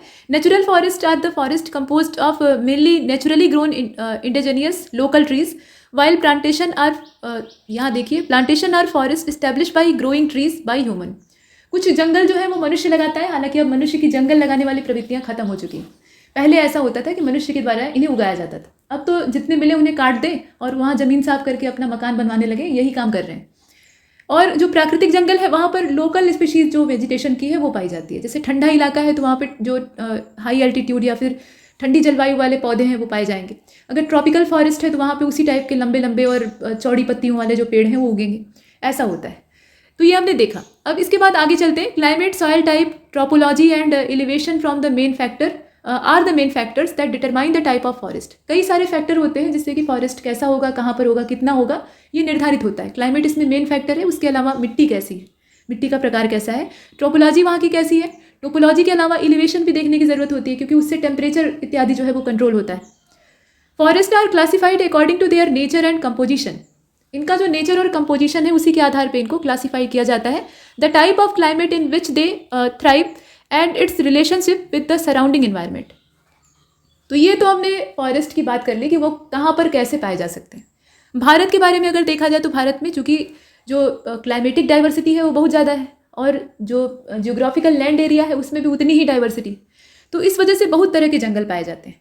दे range from rain forest to Kerala, माफ कीजिएगा, rain forest of Kerala and north east to deciduous forest in plain, mountain forest to alpine pasture of Ladakh and desert of Rajasthan. मतलब वेजिटेशन के जितने भी वैरायटी हो सकती है पूरी दुनिया में लगभग सब भारत में पाई जाती है। इसीलिए कहा जाता है कि अगर आपको पूरी दुनिया का परिचय प्राप्त करना है तो पहले अपने देश का एक बार भ्रमण कर लीजिए, भारत दर्शन कर लीजिए, ताकि आप अपने देश को जान जाएं और उससे आप सभी तरह के क्लाइमेट से परिचित हो पाएंगे या सभी तरह की संस्कृतियों का थोड़ा थोड़ा आपको जायजा मिल जाएगा। अब यहाँ आप देखें कि approximately 1/3 of the earth's total land area, यहाँ नीचे आप देख रहे हैं, covered by forest. The forest provide habitat for wildlife resources such as timber, wildlife के लिए ये हैबिटेट उपलब्ध कराते हैं। उसके अलावा रिसोर्सेज जैसे कि टिम्बर है, फायरवुड है, ड्रग्स हैं, ये सब यहाँ से प्राप्त होती हैं। और द एस्थेटिक इन्वायरमेंट, मतलब पूरा जो सिस्टम है वो एक अलग ही तरह का इकोसिस्टम तैयार करता है जिसमें कि बहुत सारे जीवों को पोषण प्राप्त होता है। अब यहाँ आप देख रहे हैं कि indirectly the forest benefit people by protecting watersheds from soil erosion, keeping rivers and reservoir free of silt. मतलब हमने ये तो सुना है कि जो पेड़ होते हैं या फिर वनस्पतियाँ होती हैं वो मिट्टी को बांध कर रखती हैं, उनकी जड़ें जो हैं वो मिट्टी को फंसा कर रखती हैं, तो मिट्टी बह नहीं पाती है, उसका जो डिग्रेडेशन है या इरोजन है वो नहीं हो पाता है। लेकिन ये भी इसमें जानने वाली बात है कि वो जो मिट्टी है अगर वो वहाँ से बह गई तो वो जाएगी किसी न किसी पानी के स्रोत में, और जो वाटर बॉडी है वो भी खराब होगी, उसकी गहराई खत्म होने लगेगी। वो मिट्टी जाकर नीचे जो तलहटी है उसकी बेनिथ है वहाँ पर जाकर बैठना शुरू हो जाएगी और वो धीरे धीरे करके पट जाएगा, खत्म हो जाएगा। तो नदियों को ये सिल्ट से बचाती है ताकि नदियाँ हमेशा गहरी बनी रहें और बहती रहें। तो बहुत तरह का काम इसमें एक साथ जुड़ा हुआ है। अब यहाँ आप देख रहे हैं कि forest play an important role in the cycling of carbon, water, nitrogen and other element. बहुत सारे तो ऐसे साइकिल हैं जो कि इसके बिना चल ही नहीं सकते, मतलब जो बायोजियोकेमिकल साइकिल्स हैं उनकी बात हो रही है। और ये ग्राउंड वाटर जो है उसको रिचार्ज करने का भी काम करते हैं। फॉरेस्ट के बारे में थोड़ा सा और देख लेते हैं। तो यहाँ आप देखें कि forest are large area supporting rich growth of tree depending on the climate and type of tree, they are generally grouped into. अब इनका यहाँ पे ग्रुपिंग कर दिया गया है। तो ग्रुपिंग जब हम करेंगे तो ट्रॉपिकल रेन फॉरेस्ट ये पहले नंबर पर आएंगे जो कि सबसे ज़्यादा डेंस होते हैं और डाइवर्सिटी भी यहाँ पे मैक्सिमम होती है। इसके बाद टेम्परेट डेसिडुअस फॉरेस्ट आते हैं और बोरियल या नॉर्थ कॉर्निफेरस कोनिफेरस जो फॉरेस्ट है वो यहाँ पे तीसरे नंबर में रखे गए। ट्रॉपिकल रेन फॉरेस्ट को देख लेते हैं। तो डिस्ट्रीब्यूशन इनका कहाँ से कहाँ तक है ये जानने की आवश्यकता है। अब यहाँ आप देख रहे हैं कि जो ट्रॉपिकल रेन फॉरेस्ट है ये उन इलाकों में पाए जाते हैं जहाँ वर्षा ज़्यादा होती है, प्रेसिपिटेशन जहाँ ज़्यादा होगा निश्चित रूप से यहाँ पे ये उगेंगे, और ऐसा वैसा ज़्यादा नहीं, कम से कम 200 सेंटीमीटर या उससे ज़्यादा होना चाहिए, उससे ज़्यादा रहे तो बहुत अच्छा, इस तरह का होना चाहिए। और ऐसी कंडीशन ज़्यादातर इक्वेटर के आसपास पाई जाती है। हमारी जो अर्थ है वो जियोइड शेप की है, मतलब ना तो कम्प्लीटली इलिप्स है ना कम्प्लीटली स्पेयर या सर्किल है, बीच की आकृति है, ध्रुवों पर हल्की सी धंसी हुई है, मतलब चपटी है, और जो इक्वेटर है वहाँ पे बल्ज है। तो ये जो इक्वेटर है यहाँ पर गर्मी ज़्यादा पाई जाती है, सबसे ज़्यादा जो गर्म तापमान है वो यहीं पर पाया जाता है, और सूर्य का प्रकाश लगभग बराबर पूरे वर्ष यहाँ प्राप्त होता है। तो ये गर्म एरिया है, ट्रॉपिकल एरिया है, और यहाँ पर जो आसपास जंगल पाए जाते हैं इन्हें लगभग रोज़ ही बारिश का पानी प्राप्त होता है। यहाँ के मौसम की खास बात यह है कि सुबह जब आप देखेंगे तो आसमान ठीक ठाक रहेगा, साफ सुथरा रहेगा, फिर जैसे जैसे दिन चढ़ेगा गर्मी बढ़ती जाएगी, उमस वाली गर्मी, और 11-12 बजते बजते काले काले घनघोर बादल आ जाएंगे और उसके बाद मूसलाधार बारिश स्टार्ट हो जाएगी, और वो क्रम जो है वो 3-4 बजे शाम तक चल सकता है। पानी पानी चारों ओर हो जाएगा, फिर बरसात बंद हो जाएगी। तो ये रोज़ का काम है। तो वहाँ ह्यूमिडिटी ज़्यादा होती है, टेम्परेचर ज़्यादा ही है, ये यहाँ पर पौधों को पोषित करता है। और जो वेजिटेशन यहाँ तैयार हो चुका है वो काफ़ी समय पहले तैयार हुआ था। अब अगर उन्हें हम उसी मिट्टी में उगाना चाहें तो वो नहीं उग पाएंगे, क्योंकि वहाँ की मिट्टी के जो न्यूट्रिएंट्स थे वो एकदम या तो नीचे की सतह में चले गए हैं या ऊपर से साफ हो गए हैं। तो मिट्टी की क्वालिटी अब वैसी नहीं रह गई। फिलहाल यहाँ देखते हैं। तो इसका मतलब ये है कि अगर ये एक बार उजड़ जाए तो इनको दोबारा उगाना बहुत मुश्किल काम है और बहुत time टेकेंगे।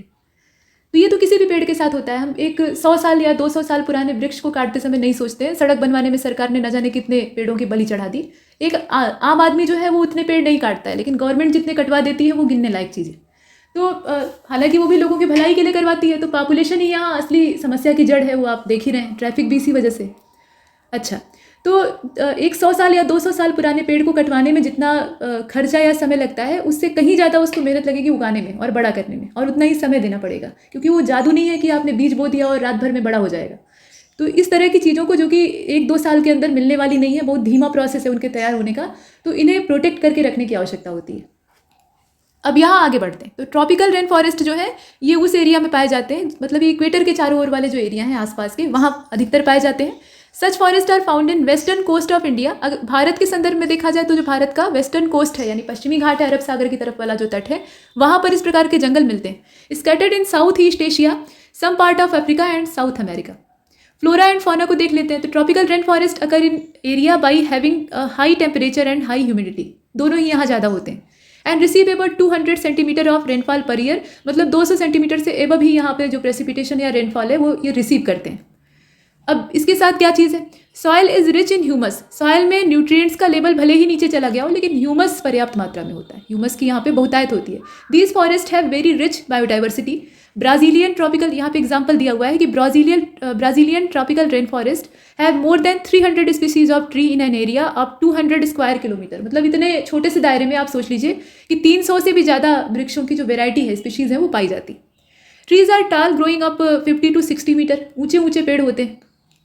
These forest also support epiphytes. यहाँ पे जो अधिपादप यानी एपीफाइट्स हैं वो भी पाए जाते हैं, जैसे कि वाइन्स हैं, क्रीपर्स हैं, वुडी क्रीपर्स हैं या ऑर्किड की नस्लें हैं, ये सब यहाँ मिलती हैं। These forest are rich in tree dwelling animal such as monkey, flying squirrel, snail, centipedes, millipedes और बहुत तरह की जो इंसेक्ट की वैरायटी है वो सब यहाँ पर पाई जाती है। अब यहाँ देखिए टेम्परेट डेसिडुअस फॉरेस्ट का नंबर आ जाता है। तो यहाँ तुलनात्मक रूप से कम वर्षा प्राप्त होती है, मतलब ट्रॉपिकल रेन फॉरेस्ट की तुलना में यहाँ पर कम बारिश होती है, और इसी वजह से एक खास मौसम में ये जो पौधे हैं ये अपनी पत्तियों को गिरा देते हैं ताकि वाटर का प्रिजर्वेशन करके रख सकें, वाटर को कंजर्व करके रख सकें, क्योंकि पत्ते जितने ज़्यादा चौड़े और लंबे समय तक बने रहेंगे उतना ही ज़्यादा उससे पानी जो है वो भाप बनकर उड़ जाएगा। तो अब यहाँ आप देख रहे हैं कि टेम्परेट डेसिडुअस फॉरेस्ट का डिस्ट्रीब्यूशन कहाँ पे है। दे अकर मोस्टली इन नॉर्थ वेस्ट, यहाँ आप देख रहे हैं सेंट्रल एंड ईस्टर्न यूरोप, मतलब जो नॉर्थ वेस्ट वाला पार्ट है और सेंट्रल और ईस्टर्न यूरोप का पार्ट है वहाँ पे ये मोस्टली पाए जाते हैं। Eastern north America, north China, Korea, Japan, far eastern Russia, Australia, इन सब जगहों पर ये मिलते हैं। Tree of deciduous forest shed their leaves in autumn and new foliage grow in spring. इसमें जो नया फॉलेज है वो कब आता है, स्प्रिंग में आता है। स्प्रिंग सीजन में नई नई पत्तियाँ आ जाती हैं, उससे पहले पतझड़ वाला मौसम रहता है, सारी पत्तियाँ गिर जाती हैं। अब यहाँ क्लाइमेट कैसा होता है, तो क्लाइमेट जो है वो उतना ज़्यादा ह्यूमिडिटी वाला नहीं होता है जितना कि रेन फॉरेस्ट यानी ट्रॉपिकल रेन फॉरेस्ट के अंदर होता है। मॉडरेट क्लाइमेट पाया जाता है, such as temperature ranging but 10 to 20 degree Celsius with 6 month long winter and annual rainfall between 75 to 150 centimetre, ये यहाँ पर range. They have its brown soil which are rich in nutrients. अब जो soil है वो यहाँ की प्रायः भूरे रंग की होती है, मतलब गाढ़ी भूरी से लेकर लाइट ब्राउन यानी हल्की भूरी तक की मिट्टी पाई जाती है, और ये न्यूट्रिएंट्स से भरपूर होती है। इसमें ह्यूमस तो ज़्यादा नहीं होता है, लेकिन न्यूट्रिएंट्स जो बाकी हैं जो कि पौधों की ग्रोथ के लिए चाहिए होते हैं वो यहाँ पे अच्छी खासी मात्रा में पाए जाते हैं। इसके बाद आप देखें फ्लोरा एंड फौना। तो फ्लोरा फौना में कॉमन ट्रीज जो यहाँ पे मिलते हैं, ऑक का पेड़ जो है वो पाया जाता है, बीच का पेड़ पाया जाता है, और हीथ है, चेस्टनट है, इसके अलावा बर्च है, पाइन है, इस तरह के वृक्ष पाए जाते हैं। These forest also show stratification and have a under story of sapling shrubs. यहाँ देखिए यहाँ under story of sapling shrubs and tall herbs. अब prominent grazers include deer, bison and rodents. Rodent play a very important role in these forest, इनका अपना ही योगदान। They feed on seed and fruits and tree leaves. Black deer, raccoon, wild cat, wolves, fox, skunks and other जो omnivorous है found in these forest. मतलब ये छोटे छोटे जीव जो कि पूरी तरह से वेजिटेशन पर डिपेंडेंट होते हैं, इनको खाने वाले जो सेकेंडरी कंज्यूमर हैं वो भी यहाँ पर प्रचुर मात्रा में पाए जाते हैं, वही यहाँ दिया हुआ है, जिसमें कि रैकून्स हैं, वाइल्ड कैट हैं, वुल्व्स हैं, फॉक्स हैं, ये सब पाए जाते हैं जो कि ये वनस्पति खाने वाले माने पत्ती और फल खाने वाले जो जीव हैं उनको खाकर अपना पेट भरते हैं। इसके अलावा बड़े बड़े जो वेजिटेरियंस हैं वो भी यहाँ मिलते हैं, जैसे कि बाइसन है। बाइसन माने वैसे तो जंगली भैंस होता है, लेकिन यहाँ पर अगर अपने इंडिया के रिस्पेक्ट में बात करें तो हम गौर की बात कर रहे हैं, जैसे कि इंडियन बाइसन लोग कहते हैं, लेकिन असल में वो बोवियन है, मतलब गौवंशीय पशु है। बोवियंस में सबसे बड़े साइज़ का होता है और वो वेजिटेरियन बॉडी बिल्डर भी कहा जाता है। उसकी जो पर्सनालिटी है वो देखने लायक होती है। तो वो जो जीव है वो पूरी तरह से ये हरी पत्तियों और पौधों पर ही निर्भर होता है, ये हमने देखा। अब इसके बाद आगे चलते हैं। हाइबरनेशन और winter sleep during winter is common feature of animal found in these forest. Invertebrates. Fauna comprises green flies. इसके अलावा एफिड्स यहाँ पे पाए जाते हैं, मॉथ पाए जाते हैं। मॉथ जो है वो पतंगे होते हैं, शलभ उन्हें कहा जाता है। उनके जो पंख है वो थोड़े बड़े होते हैं और तितली जैसे नहीं होते हैं उतने रंग बिरंगे, लेकिन पंख बड़े साइज़ के होते हैं और शरीर काफ़ी मोटा होता है। तितलियों का शरीर उतना मोटा नहीं होता है। और बटरफ्लाइज जो है वो भी पाई जाती है। ये हमने देखा। अभी बोरियल जो फॉरेस्ट है उनको देख लेते हैं, जिन्हें कि कॉनीफेरस, नॉर्थ कॉनीफेरस फॉरेस्ट भी कहा जाता है। डिस्ट्रीब्यूशन इनका कहाँ पे है, तो इनको टैगा फॉरेस्ट भी कहा जाता है। एक इनका और नाम आप जानते रहिए। आर्कटिक टुंड्रा वाला जो रीजन है उसमें एक कंटिन्यूस बेल्ट के रूप में ये नॉर्थ अमेरिका और जो नॉर्थ यूरेशिया है वहाँ पे स्प्रेड है, मतलब फैले हुए। ये इनका एरिया है। और साउदर्न हेमिस्फीयर में इस तरह के जो फॉरेस्ट है ना, मतलब ये कॉनीफेरस, ये नहीं पाए जाते। वजह क्या है, क्योंकि ये जो यहाँ पे लैटिट्यूड्स हैं वहाँ ज़मीन एकदम ही नहीं है। मतलब जिस लैटिट्यूड पे ये पाए जाते हैं, जिस लैटिट्यूडनल लोकेशन पे ये पाए जाते हैं, वहाँ पे ज़मीन यहाँ नहीं पाई जाती है साउदर्न हेमिस्फीयर में। वैसे भी आप जानते हैं कि जो लैंड का एरिया या लैंड का परसेंटेज है वो नॉर्दर्न हेमिस्फीयर में ही ज़्यादा है। साउदर्न में वाटर का परसेंटेज ज़्यादा है, तो इस वजह से वहाँ उस एरिया में लैंड नहीं पाया जाता है। तो ज़मीन चाहिए ना जंगलों को उगने के लिए, तो वो इन्हें मिलती नहीं है, इसलिए वहाँ नहीं पाए जाते हैं। अच्छा, जलवायु जो है वो ठंडी है और जो विंटर सीजन होता है वो काफ़ी लॉन्ग टर्म का होता है। और औसत जो यहाँ पे टेम्परेचर होता है, मतलब एनुअल टेम्परेचर, वो 0 डिग्री सेल्सियस से कम होता है। जब ऐसी स्थिति पाई जाएगी तो वहाँ की जो मिट्टी है उसमें न्यूट्रिएंट्स भी बहुत कम मात्रा में होते हैं। और इस वजह से मतलब जो मिट्टी है उसके अंदर, एक तो ये बात है कि यहाँ जो क्लाइमेट है वो ठंडा है, तो इसकी वजह से वर्षा की मात्रा कम होगी। और वर्षा कम होगी, ह्यूमिडिटी कम होगी, तो जो मृदा है वो धीरे धीरे करके एसिडिक हो जाएगी, यानी अम्लीय हो जाएगी। तो पौधों के लिए वो वैसे भी अनुकूल नहीं। अब यहाँ पाए जाने वाले जीव कौन कौन से हैं? इतनी कठोर परिस्थितियाँ हैं तब भी यहाँ पर जो स्पीशीज़ हैं वो पाई ही जाती हैं। कौन कौन सी हैं देख लेते हैं। देखिए, फ्लोरा फाना में कोनीफेरस फॉरेस्ट में जो चीज़ें पाई जाती हैं, इसमें पहली चीज़ तो ये है कि ये ड्रॉट रेजिस्टेंट होते हैं, मतलब सूखा रोधी होते हैं। सूखे का इनके ऊपर कोई खास असर नहीं होता है, ये अपने आप को ढाल चुके होते हैं। एवरग्रीन होते हैं और वुडी होते हैं, इनके अंदर लकड़ी पाई जाती है। कॉनिफर यानी जो जिम्नोस्पर्म है वो यहाँ पे पाए जाते हैं, जैसे कि स्प्रूस है, फर है, पाइन के ट्रीज़ हैं। और बियर नेक सीड जो है ये पाए जाते हैं। The animal found in these forest are red squirrel. इसमें जो पाए जाने वाले जीव हैं उन्हें आप देखिए, रेड स्क्वेरल है, डियर है, गोट है, और जो मूस होते हैं वो यहाँ पाए जाते हैं, बड़े ही आक्रामक होते हैं। इस तरह के जीव यहाँ पर मिलते हैं। The carnivorous which feed upon them are timber wolf. इसके अलावा लाइनेक्स, बियर, इस प्रकार के जो यहाँ पे नॉन वेजिटेरियंस हैं, मतलब कार्निवोरस हैं, वो पाए जाते हैं। ये कार्निवोरस जो है ये जितने भी हर्बीवोर्स हैं उनके ऊपर निर्भर रहते हैं, छोटे जीवों पर। इसके बाद देखिए यहाँ पे some common birds are crossbill, thrushes, warblers, इसे बार्बलर्स भी कहा जाता है। इसके अलावा मक्खी मार नाम का एक जीव होता है, इसको फ्लाई कैचर कहा जाता है। मक्खियाँ इसकी मुख्य खुराक होती हैं और जंगल में ये बहुतायत पाई जाती हैं। इसके अलावा रॉबिन और स्पैरो जैसे जो छोटी चिड़ियाँ हैं वो भी यहाँ पर पाई जाती हैं। मतलब इन जंगलों की विशेषता है। अब ग्रासलैंड का जो इकोसिस्टम है वो एक अलग ही चीज़ है, उसको देख लेते हैं। तो डिस्ट्रीब्यूशन क्या है? Grasslands are area dominated by grass या grasses. They occupy about 20% of land on Earth surface. Grassland occur in both in tropical and temperate region. ये दोनों ही रीजन में पाए जाते हैं, ट्रॉपिकल में भी और टेम्परेट में भी। Where rainfall is not enough to support the growth of tree. मतलब क्षेत्र ऐसा होना चाहिए जहाँ पे रेनफॉल एकदम से ऐसा ना हो कि हो ही नहीं रहा हो, वर्षा होती हो लेकिन इतनी ज़्यादा नहीं हो रही है और ऐसा माहौल नहीं है कि बड़े पेड़ उग सके, तो वहाँ पर उगती हैं घासें। Grassland are known by various names in different part of the world. और ये पूछा जाता है कि कौन से क्षेत्र में किसको किस नाम से पुकारा जाता है। सवाना कहाँ पे कहते हैं, स्टेपी कहाँ पे कहते हैं, डाउन्स कहाँ पे कहते हैं, ऐसे क्वेश्चन आते हैं।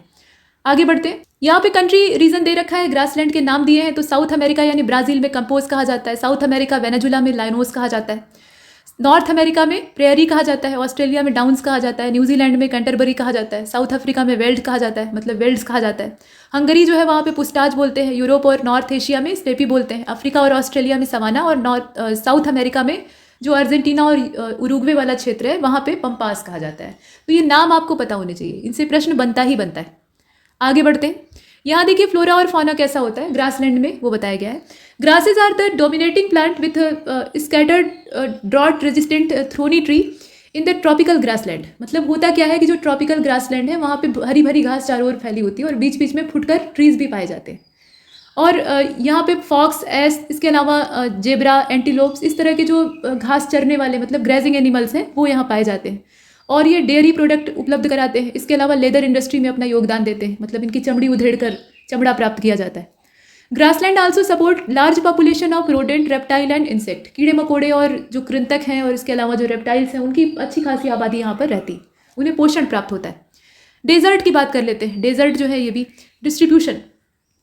तो पहली चीज़ तो ये है कि जो इन्वायरमेंट का बेसिक कॉन्सेप्ट नहीं जानते हैं, ऐसे लोगों के दिमाग में ये धारणा होती है कि जो गर्म एरिया है जहाँ पे गर्मी बहुत ज़्यादा है और बालू दिखा तो वो रेगिस्तान है। तो रेत तक तो ठीक है, लेकिन गर्मी से रेगिस्तान नहीं तय होता है। डेजर्ट इस बात से डिसाइड किया जाता है, या वो बनेगा ही इसी वजह से कि वहाँ पर प्रेसिपिटेशन कितना हो रहा है, जो एनुअल रेनफॉल की मात्रा है वो कितनी है, वही कम होती है। उसी वजह से वहाँ पर जो मिट्टी है वो रेतीली सतह में तब्दील हो जाती है। अब देखिए यहाँ डिस्ट्रीब्यूशन कैसा है। तो desert are hot and low rain area. Hot and cold दोनों हो सकते हैं, बल्कि इसमें ये कहना चाहिए कि ये लो रेन एरियाज होते हैं। सफरिंग फ्रॉम वाटर स्टोरेज, माफ़ कीजिएगा, water shortage and high wind velocity. यहाँ हाई विंड वेलोसिटी होती है, मतलब विंड एनर्जी के लिए अच्छी खासी अपॉर्चुनिटीज़ होती हैं। और वाटर स्टोरेज शॉर्टेज जो है यहाँ पर बहुत ज़्यादा देखा जाता है, पानी का अभाव होता है। और पानी जो मिलता है ज़मीन से भी वो बहुत गहराई से मिलता है, बहुत गहरे गहरे कुएँ होते हैं। इसीलिए आप देखते हैं कि राजस्थान वाले रीजन, मतलब जो थार डेजर्ट अपना है, तो वहाँ पर पानी नीचे एकदम होता है, कुएँ की गहराई ज़्यादा होती है, तो अंदर उतरने के लिए सीढ़ियाँ होती हैं। ऐसे कुएँ बनवाए जाते थे, पहले के समय में बनते थे। आजकल तो नहर के द्वारा सिंचाई और पेयजल हो गया है, तो उन्हें बावड़ियाँ कहा जाता था। ये सीढ़ीदार कुएँ जो होते थे ये थोड़े चौड़े होते थे, जनरल जो वेल्स होते हैं उनकी तुलना में थोड़ा इनकी चौड़ाई, मतलब इनका जो डायमीटर है वो ज़्यादा होता था। और इनके अंदर उतरने के लिए सीढ़ियाँ होती थी, अंदर कपड़े बदलने के लिए जगह जगह स्थान बने होते थे। ऐसा होता था ताकि नहा धोकर आप पानी वानी लेकर तब ऊपर आइए, ऐसा सिस्टम था। तो ये आप देख रहे हैं। अब आगे चलते हैं। Globally desert occupy about 1/7 of the earth surface. Flora and fauna को देख लेते हैं। तो यहाँ पर जो पौधे उगते हैं वो कंटीले होते हैं, मतलब गर्मी ज़्यादा होती है, या गर्मी अगर कम भी रहे, तापमान एकदम नीचे रहे, जो कोल्ड डेजर्ट होते हैं, तो वर्षा की मात्रा कम होती है, पानी यहाँ मिलता ही नहीं है। तो पौधों की जड़ें बहुत दूर दूर तक पानी की खोज में चली जाती हैं, और जो उनका शरीर होता है वो भी ऐसा बना होता है कि पानी उससे कम से कम बाहर बर्बाद हो। अगर पत्तियाँ ज़्यादा होंगी तो पानी का इवेपोरेशन होगा, मतलब पानी भाप बनकर एटमॉस्फेयर में डिजॉल्व हो जाएगा, गायब हो जाएगा। तो ऐसे में पौधे अपनी पत्तियों को या तो बहुत छोटा रखते हैं, नहीं तो उनको कांटों के साइज़ में रखते हैं, कांटों के आकार में कन्वर्ट कर देते हैं। हाँ, इनका जो तना होता है, मतलब इनका जो बीच का हिस्सा है वो मोटा होता है, मांसल होता है। उसके अंदर ये अपना जो पोषक पदार्थ है, जितने भी न्यूट्रिएंट्स हैं, उनको स्टोर करके रखते हैं। उसमें वाटर और फूड दोनों होता है, ताकि ज़रूरत पड़ने पर ही अपना काम चला सकें। और जड़ें बहुत दूर दूर तक चली जाती हैं, जहाँ इन्हें पानी या नमी मिल जाता है वहाँ तक। ऐसी इसमें प्रवृत्ति पाई जाती है। तो यहाँ इसी ढंग के पौधे भी उगेंगे। इसमें बहुत सारे पौधे हैं, जैसे कि आप देखिए कि नागफनी का जो कैक्टस की प्रजातियाँ हैं वो पाई जाती हैं, और यूफोर्बिया होता है, बबूल के वृक्ष यहाँ पाए जाते हैं। अब देखिए डेजर्ट एनिमल जो है उसमें स्ट्यूस आता है। इसके अलावा मतलब छछूंदर की बात हो रही है, और छछूंदर तो ऐसे भी आमतौर पे आसपास के इलाकों में भी दिख जाता है। इनकी विशेषता ये है कि ये पूंछ पकड़ कर चलते हैं, मतलब एक मदर इसमें होती है और वो अपने बच्चों से कहती है कि तुम मेरी पूंछ पकड़ लो, तो वो एक दूसरे की पूंछ पकड़कर बिल्कुल रेलगाड़ी के डिब्बों की तरह से चलते हैं, ताकि रास्ता न भटक जाए।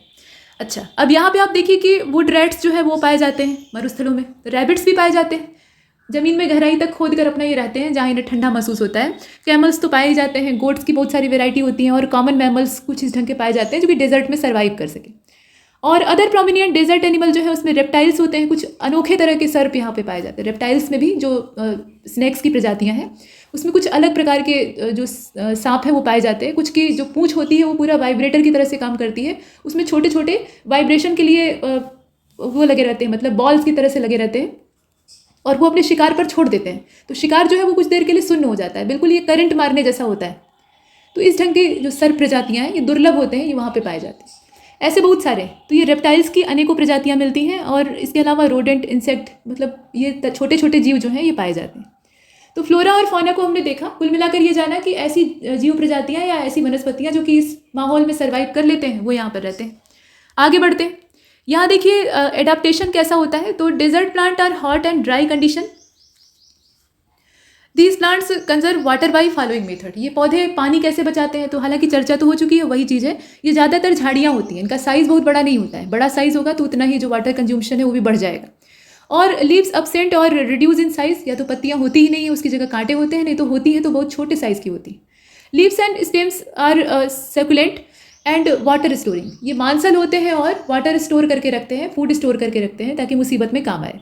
इन some plants even the stem contain chlorophyll for photosynthesis. और कुछ पौधों में क्या होता है जिनमें पत्तियाँ ही नहीं होती, तो हम सोच रहे होंगे कि वो अपना भोजन कैसे बनाते हैं, तो वो फोटोसिंथेसिस ही करते हैं, लेकिन यहाँ पर वो काम पत्तियाँ नहीं बल्कि उनका जो स्टेम है वो करता है।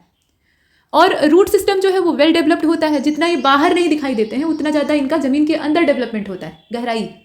और इनकी जो रूट का पूरा तंत्र होता है वो स्प्रेड ओवर होता है एक बड़े लार्ज एरिया में। The animals are psychologically and behaviourally adapted to desert condition. ये साइकोलॉजिकल तरीके से भी इस परिस्थिति के लिए तैयार होते हैं, बल्कि उसी में ढले हुए होते हैं, और इनका जो बिहेवियर है वो भी डेजर्ट को अडॉप्ट कर चुका होता है, मतलब पूरी तरह से ये इसमें ढल चुके होते हैं। और कैसे? तो ये फास्ट रनर्स होते हैं, तेज़ दौड़ने वाले होते हैं, क्योंकि रेगिस्तान में गर्मी ज़्यादा होती है और एक स्थान से दूसरे स्थान पहुँचने में आप जितना ज़्यादा टाइम लगाइएगा उतना ही आपको धूप और गर्मी झेलनी पड़ेगी। तो ऐसे में ये जल्दी दौड़कर एक जगह से दूसरी जगह पहुँच जाते हैं और गर्मी से बचे रहते हैं। They are nocturnal in habit to avoid the sun's heat during day time.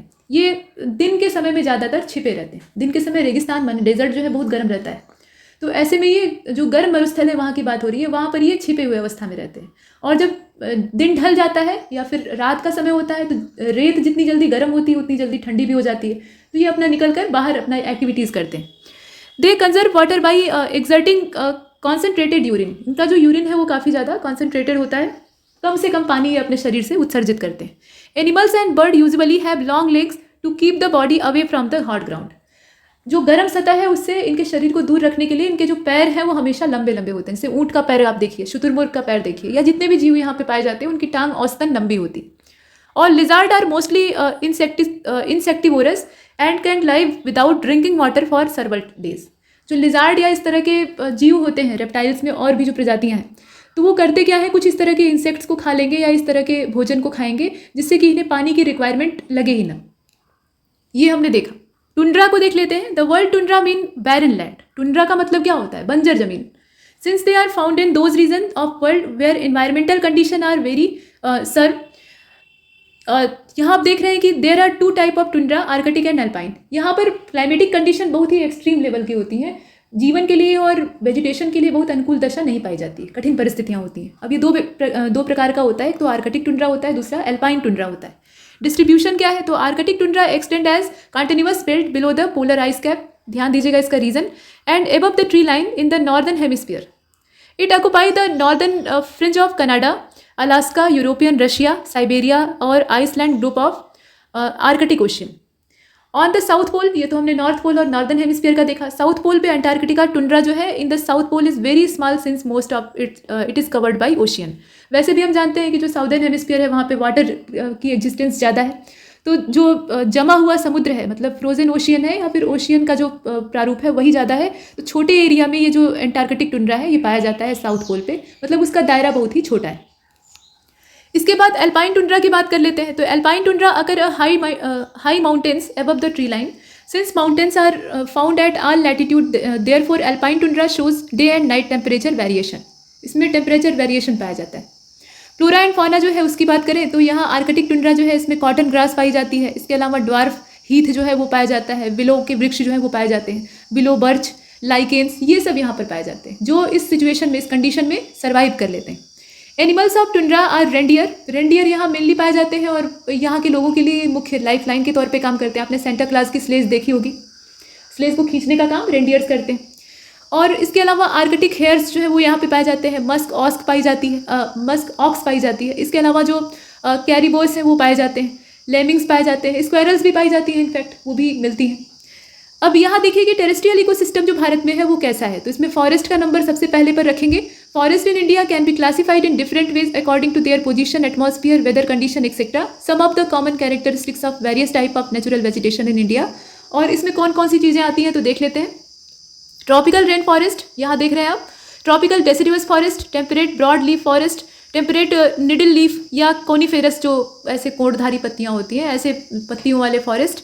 इसके अलावा एल्पाइन और टुंड्रा फॉरेस्ट तो है ही है इसमें एग्जाम्पल के तौर पे। Apart from these there are some type of other trees या some other type of trees या forest are found in India like tidal forest. ये तो कुछ मोटी वेराइटी। उसके अलावा कुछ और प्रजातियाँ, जैसे टाइडल फॉरेस्ट अलग होता है, हिमालयन वेजिटेशन एक अलग ही टाइप की है, उसको हम किसी भी कैटेगरी में ऐसे एकदम सीधे सीधे कैटेगराइज नहीं कर सकते हैं, उसमें जो कैरेक्टरिस्टिक्स हैं वो अलग टाइप के। रेन फॉरेस्ट जो साउदर्न इंडिया के हैं वो भी ट्रॉपिकल रेन फॉरेस्ट से कुछ मामलों में अलग है। डेजर्ट रीजन जो है वहाँ पर कुछ अलग ही वेजिटेशन पाई जाती है। तो ये कुछ लोकल लेवल है फॉरेस्ट की वेराइटी के। इसके बाद आगे बढ़ते हैं। यहाँ देखिए आप ट्रॉपिकल रेन फॉरेस्ट के बारे में थोड़ा सा और देख लेते हैं। तो the tropical rain forest are playing an important role in natural vegetation in India. तो ये तो हर जगह अपना इंपॉर्टेंट रोल प्ले करते हैं। This type of forest include the tropical evergreen forest and tropical semi evergreen forest and they are mostly found in places where there is plenty of rainfall and sunshine throughout the year. दोनों ही चीज़ें एकदम भरपूर मात्रा में चाहिए होती है, मतलब सनशाइन भी खूब चाहिए और उसके अलावा नमी यानी जो वर्षा है वो भी खूब चाहिए। Growth of the tree is usually at its best where rainfall in surplus of 200 centimetre, मतलब 200 सेंटीमीटर या उससे एबव रहेगा, तो वहाँ पे जो ट्री की ग्रोथ है या वेजिटेशन की ग्रोथ है वो अच्छे तरीके से होगी with a short dry season, और जो ड्राई सीजन है वो बहुत ही छोटा होता है. Such types of forest are found within rainy slope of western Ghat and plains of west Bengal and Orissa, north eastern India. यहाँ पर इनकी उपस्थिति भारत में पाई जाती है. Trees grow very briskly in these forest and attain height of about 60 meter. 60 meter या उससे भी अधिक ऊंचाई के वृक्ष हो सकते हैं, क्योंकि इनको रहने के लिए, मतलब बढ़ने के लिए काफ़ी ज़्यादा अनुकूल सिचुएशन प्राप्त होती है. अब यहाँ आप ये भी देखिए कि the number of species in these forest is too vast and too assorted to utilize each one of them commercially. Ebony, mahogany and rosewood are the main trees of these forest. ये जो पेड़ है ना, इन्हें आप ऐसे भी देखिए. ऐसा नहीं है कि ये सिर्फ रेन फॉरेस्ट में ही पैदा हो सकते हैं. जो डेसिडुअस फॉरेस्ट है या जो मैदानी इलाके हैं, हमारा प्लेन वाला एरिया है, यूपी या दिल्ली वाले जो इलाके हैं, यहाँ भी इनको उगाया जा सकता है. वन विभाग के पास इनकी जो सैपलिंग्स हैं वो होती हैं, तो उन्हें लगा कर ही उगा सकते हैं. लेकिन वे वैसी ग्रोथ नहीं प्राप्त करेंगे, क्योंकि इन्हें वर्षा चाहिए, बहुत अच्छी मात्रा में बारिश चाहिए. तापमान तो यहाँ भी उन्हें मिल ही जाएगा, तापमान की कोई कमी नहीं, लेकिन वर्षा की मात्रा इतनी नहीं मिल पाएगी, तो इनका डेवलपमेंट वैसा नहीं हो पाएगा जैसा होना चाहिए. 60 मीटर वाली हाइट इनको नहीं मिल पाएगी. हालांकि तब भी ये ऊँचे होते हैं. अगर इन्हें माहौल और समय मिल जाए तो इनकी हाइट अच्छी खासी होती है. इसके बाद आगे बढ़ते हैं, ट्रॉपिकल डेसिडुअस फॉरेस्ट को देख लेते हैं. तो ये इन्हें डेसिडुअस या मतलब वेदर इट इज़ मोस्ट और ड्राई फॉरेस्ट, मतलब डेसिडुअस फॉरेस्ट के नाम से भी जाना जाता है. वैसे इनका पूरा नाम ट्रॉपिकल डेसिडुअस फॉरेस्ट है. Because they cast leave for about 6 to 8 week in summer. ये अपनी पत्तियों को गर्मी के मौसम में गिरा देते हैं. They are also called monsoon forest with all their grandeur and beauty. जब बरसात होती है या फिर वसंत ऋतु आ जाती है, तो ये जो स्प्रिंग सीजन होता है या फिर रेनी सीजन होता है, पौधे की प्रवृत्ति पर निर्भर करता है. तो उस समय इसमें एकदम ताज़ी ताज़ी मुलायम हरी पत्तियाँ आ जाती हैं और वो देखने में बड़ी अच्छी दिखाई देती हैं. This is so because they form natural cover approximately all over India. यही ज़्यादा बड़े पैमाने पर फैले हुए हैं. पूरे भारत में जो भी फॉरेस्ट एरिया है उसमें ये नेचुरल कवर अवेलेबल कराते हैं. Specially within region having 200 to 75 centimeter of annual rainfall, मतलब 200 सेंटीमीटर से कम और 75 सेंटीमीटर से ज़्यादा की वर्षा जहाँ भी होती है वहाँ पर इनकी अलग अलग वेराइटीज़ पाई जाती हैं. हाँ, जैसे जैसे वर्षा की मात्रा कम होने लगती है वैसे वैसे इनकी जो हाइट है और इनका जो विस्तार है उसमें कमी आने लगती है. अब यहाँ देखिए, most of the tropical deciduous forest are found in state of Kerala in India. Apart from Kerala, this forest can be found in the east slope of western Ghat and also in northeastern part of peninsular plateau and in valleys of Himalayas. The tropical deciduous forests are pretty substantial, cost effective and they demand a lot of maintenance as they are less resistant to fire. ये अच्छे तो होते ही हैं और commercially काफ़ी ज़्यादा उपयोगी भी होते हैं. कमर्शियल इनका यूज़ होता भी है, इस वजह से इनके बड़े पैमाने पर कटाई हो रही है. और दूसरी चीज़ ये है कि ये फायर रेजिस्टेंट नहीं होते हैं. जो ट्रॉपिकल एवरीग्रीन फॉरेस्ट होते हैं वहाँ की विशेषता ये है कि वो फायर रेजिस्टेंट होते हैं, क्योंकि वहाँ एक प्राकृतिक प्रक्रिया है फॉरेस्ट फायर. टहनियाँ आपस में रगड़ खाती हैं, चिंगारी उत्पन्न होती है, सूखे पत्ते आग पकड़ लेते हैं. लेकिन वहाँ की चूँकि ह्यूमिडिटी ज़्यादा होती है तो नमी की वजह से आग फैल नहीं पाती है. दूसरी बात यह है कि उनके अंदर फायर रेजिस्टेंसी का गुण पाया जाता है, इनमें वो गुण नहीं होता है. और दूसरी बात यह है कि यहाँ उतनी ज़्यादा नमी नहीं होती है, तो आग बहुत तेज़ी से फैलती है और ये जलकर ख़त्म हो जाते हैं. ये सबसे बड़ी समस्या है. अब यहाँ आप देख रहे हैं कि the most deciduous forest are most commonly found in eastern slope of western Ghat. They are also found in region of Chota Nagpur प्लेटू. ठीक है, छोटा नागपुर प्लेटू वाले रीजन में भी ये पाए जाते हैं. Covering east Madhya Pradesh, south Bihar and west Odisha, Shivalik in northern India. इतने सारे एरिया को ये कवर करते हैं. Important trees of these forest are teak, sal and sandalwood. चंदन के वृक्ष भी इसी में आते हैं. इसके अलावा साल, सागौन, इस तरह के जो वृक्ष है वो इस दायरे में आते हैं, मतलब इस तरह के पेड़ों में गिने जाते हैं. टेम्परेट ब्रॉड लीफ फॉरेस्ट जो है उनको देख लेते हैं. इनकी पत्तियाँ चौड़ी होती हैं और मेनली आकर बिटवीन 1500 to 2400 मीटर एल्टीट्यूड. जो ऊंचाई है ना वो इनके लिए चाहिए होती है करीब 1500 समुद्र तल से, 1500 से लेकर 2400 मीटर इतनी हाइट चाहिए होती है. वहाँ पर ये उगते हैं इन वेस्टर्न हिमालय. और इनकी जो उपस्थिति है वो ज़्यादातर वेस्टर्न हिमालयाज में पाई जाती है. Several species of oak and are found in these forest. Oak की बहुत सारी प्रजातियाँ यहाँ पे पाई जाती हैं. Oak species are evergreen in Himalayan region. These species snow peak leaf fall during season but never become leafless. इसकी पत्तियाँ गिरती तो हैं एक खास मौसम में, मतलब जो समर सीजन है उसमें गिर जाती हैं, नहीं आती हैं, लेकिन ये कभी भी एकदम से गंजा नहीं होता है. मतलब ऐसा नहीं कि पूरा पतझड़ हो गया और ये बाल्ड हो गया, ऐसा नहीं. अब यहाँ आप देखिए कि हाइट ऑफ ट्री में भी 25 to 30 मीटर. यहाँ जो हाइट है वो ट्रॉपिकल रेन फॉरेस्ट से आधी हो गई है. वहाँ पे 60 मीटर तक की हाइट, मतलब 60 मीटर एक औसत हाइट है, उससे ज़्यादा ही ऊंचे वृक्ष पाए जाते हैं. अब यहाँ पर क्या हो रहा है, आप देख रहे हैं 25 से लेकर 30 मीटर तक ही हाइट इनकी होती है. ट्रीज ऑक्यूपाई, माफ कीजिएगा, ट्रीज कैनोपी इज डेंस, इनकी जो कैनोपी होती है यानी जो टॉप होता है इनका वो डेंस होता है, और herbaceous layer is least developed and grasses are generally lacking, मतलब इसमें घासें जो है वो ज़्यादातर उनका अभाव पाया जाता है। The oak forest are often rich in epiphyte flora.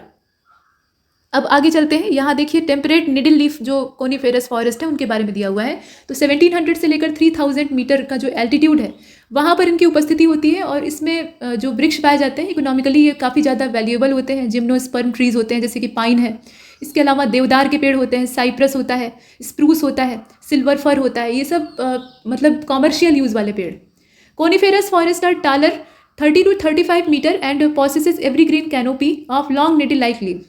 Canopy of these trees always remain green, इनकी जो कैनोपी है वो कभी भी पीली नहीं होती है, मान रंग नहीं उसका चेंज होता है, वो हमेशा हरी बनी रहती है। In many species it is cone shape, और ज़्यादातर ये कोन शेप में ही पाई जाती है, ज़्यादातर स्पीशीज़ में ऐसा ही होता है।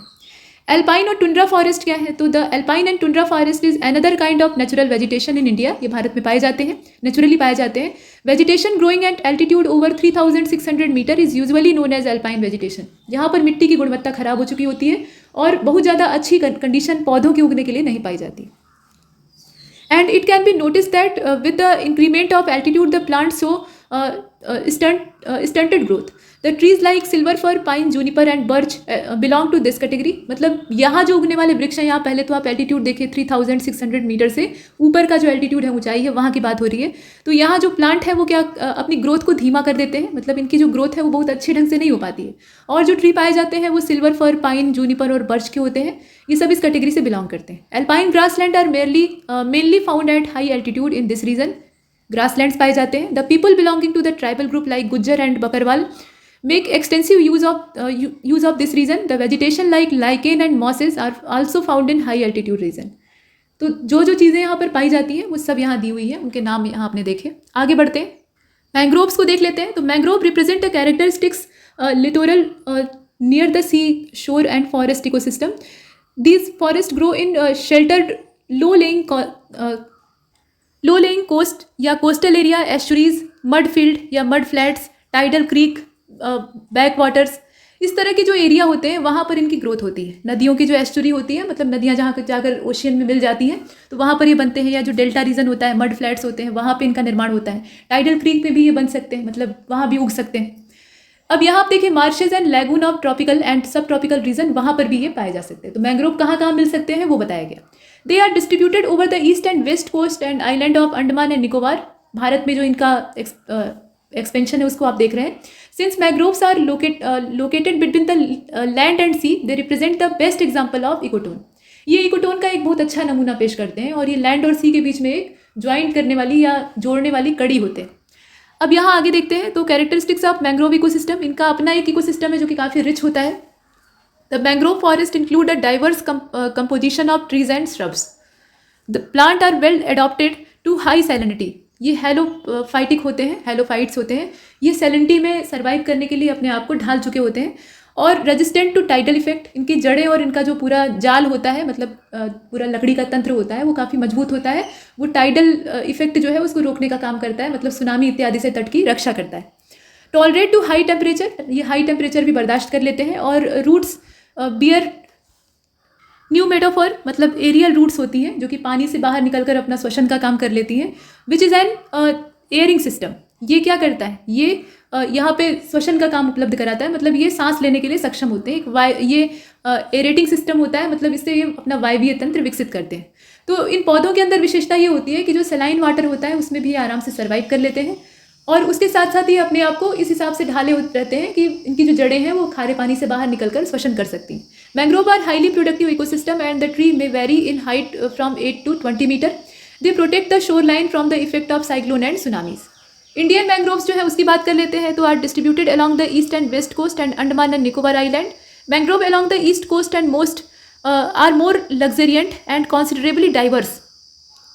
जो ईस्ट कोस्ट के मैंग्रोव हैं वो ज़्यादा लग्जरियंट है और डाइवर्स है due to presence of nutrient rich deltas. इधर जो नदियाँ हैं वो डेल्टा बनाती हैं, और डेल्टाओं में नदियों के द्वारा लाए गए जो सेडिमेंट्स होते हैं वो जमा किए जाते हैं, तो इससे काफ़ी ज़्यादा न्यूट्रिशन वाले होते हैं। और ये पोषण मैंग्रोव्स को प्राप्त होता है, जिसमें कि बड़ी बड़ी उपजाऊ नदियाँ हैं, जिसमें गंगा, महानदी, गोदावरी, कृष्णा, कावेरी जैसी नदियाँ हैं। जो कि यहाँ डेल्टा का निर्माण करती है, तो इससे मैंग्रोव्स पोषित होते हैं। आगे बढ़ते हैं। यहाँ आप देखें कि एनिमल कम्युनिटीज़ जो है वो दो प्रकार की होती हैं। एक तो परमानेंट फोना मेनली बेंटिक एंड यहाँ आप देख रहे हैं ये मोलस्क होते हैं, इसके अलावा क्रस्टेशियंस होते हैं, इस प्रकार के जीव होते हैं, और इंसेक्ट और बर्ड लाइक किंगफिशर इत्यादि पाए जाते हैं। और विजिटिंग फोना में जैसे कि मोलस्क है, इसके अलावा जो इकाइनोडर्म्स है वो आते हैं, क्रस्टेशियंस आते हैं, ये सब इसमें आते हैं।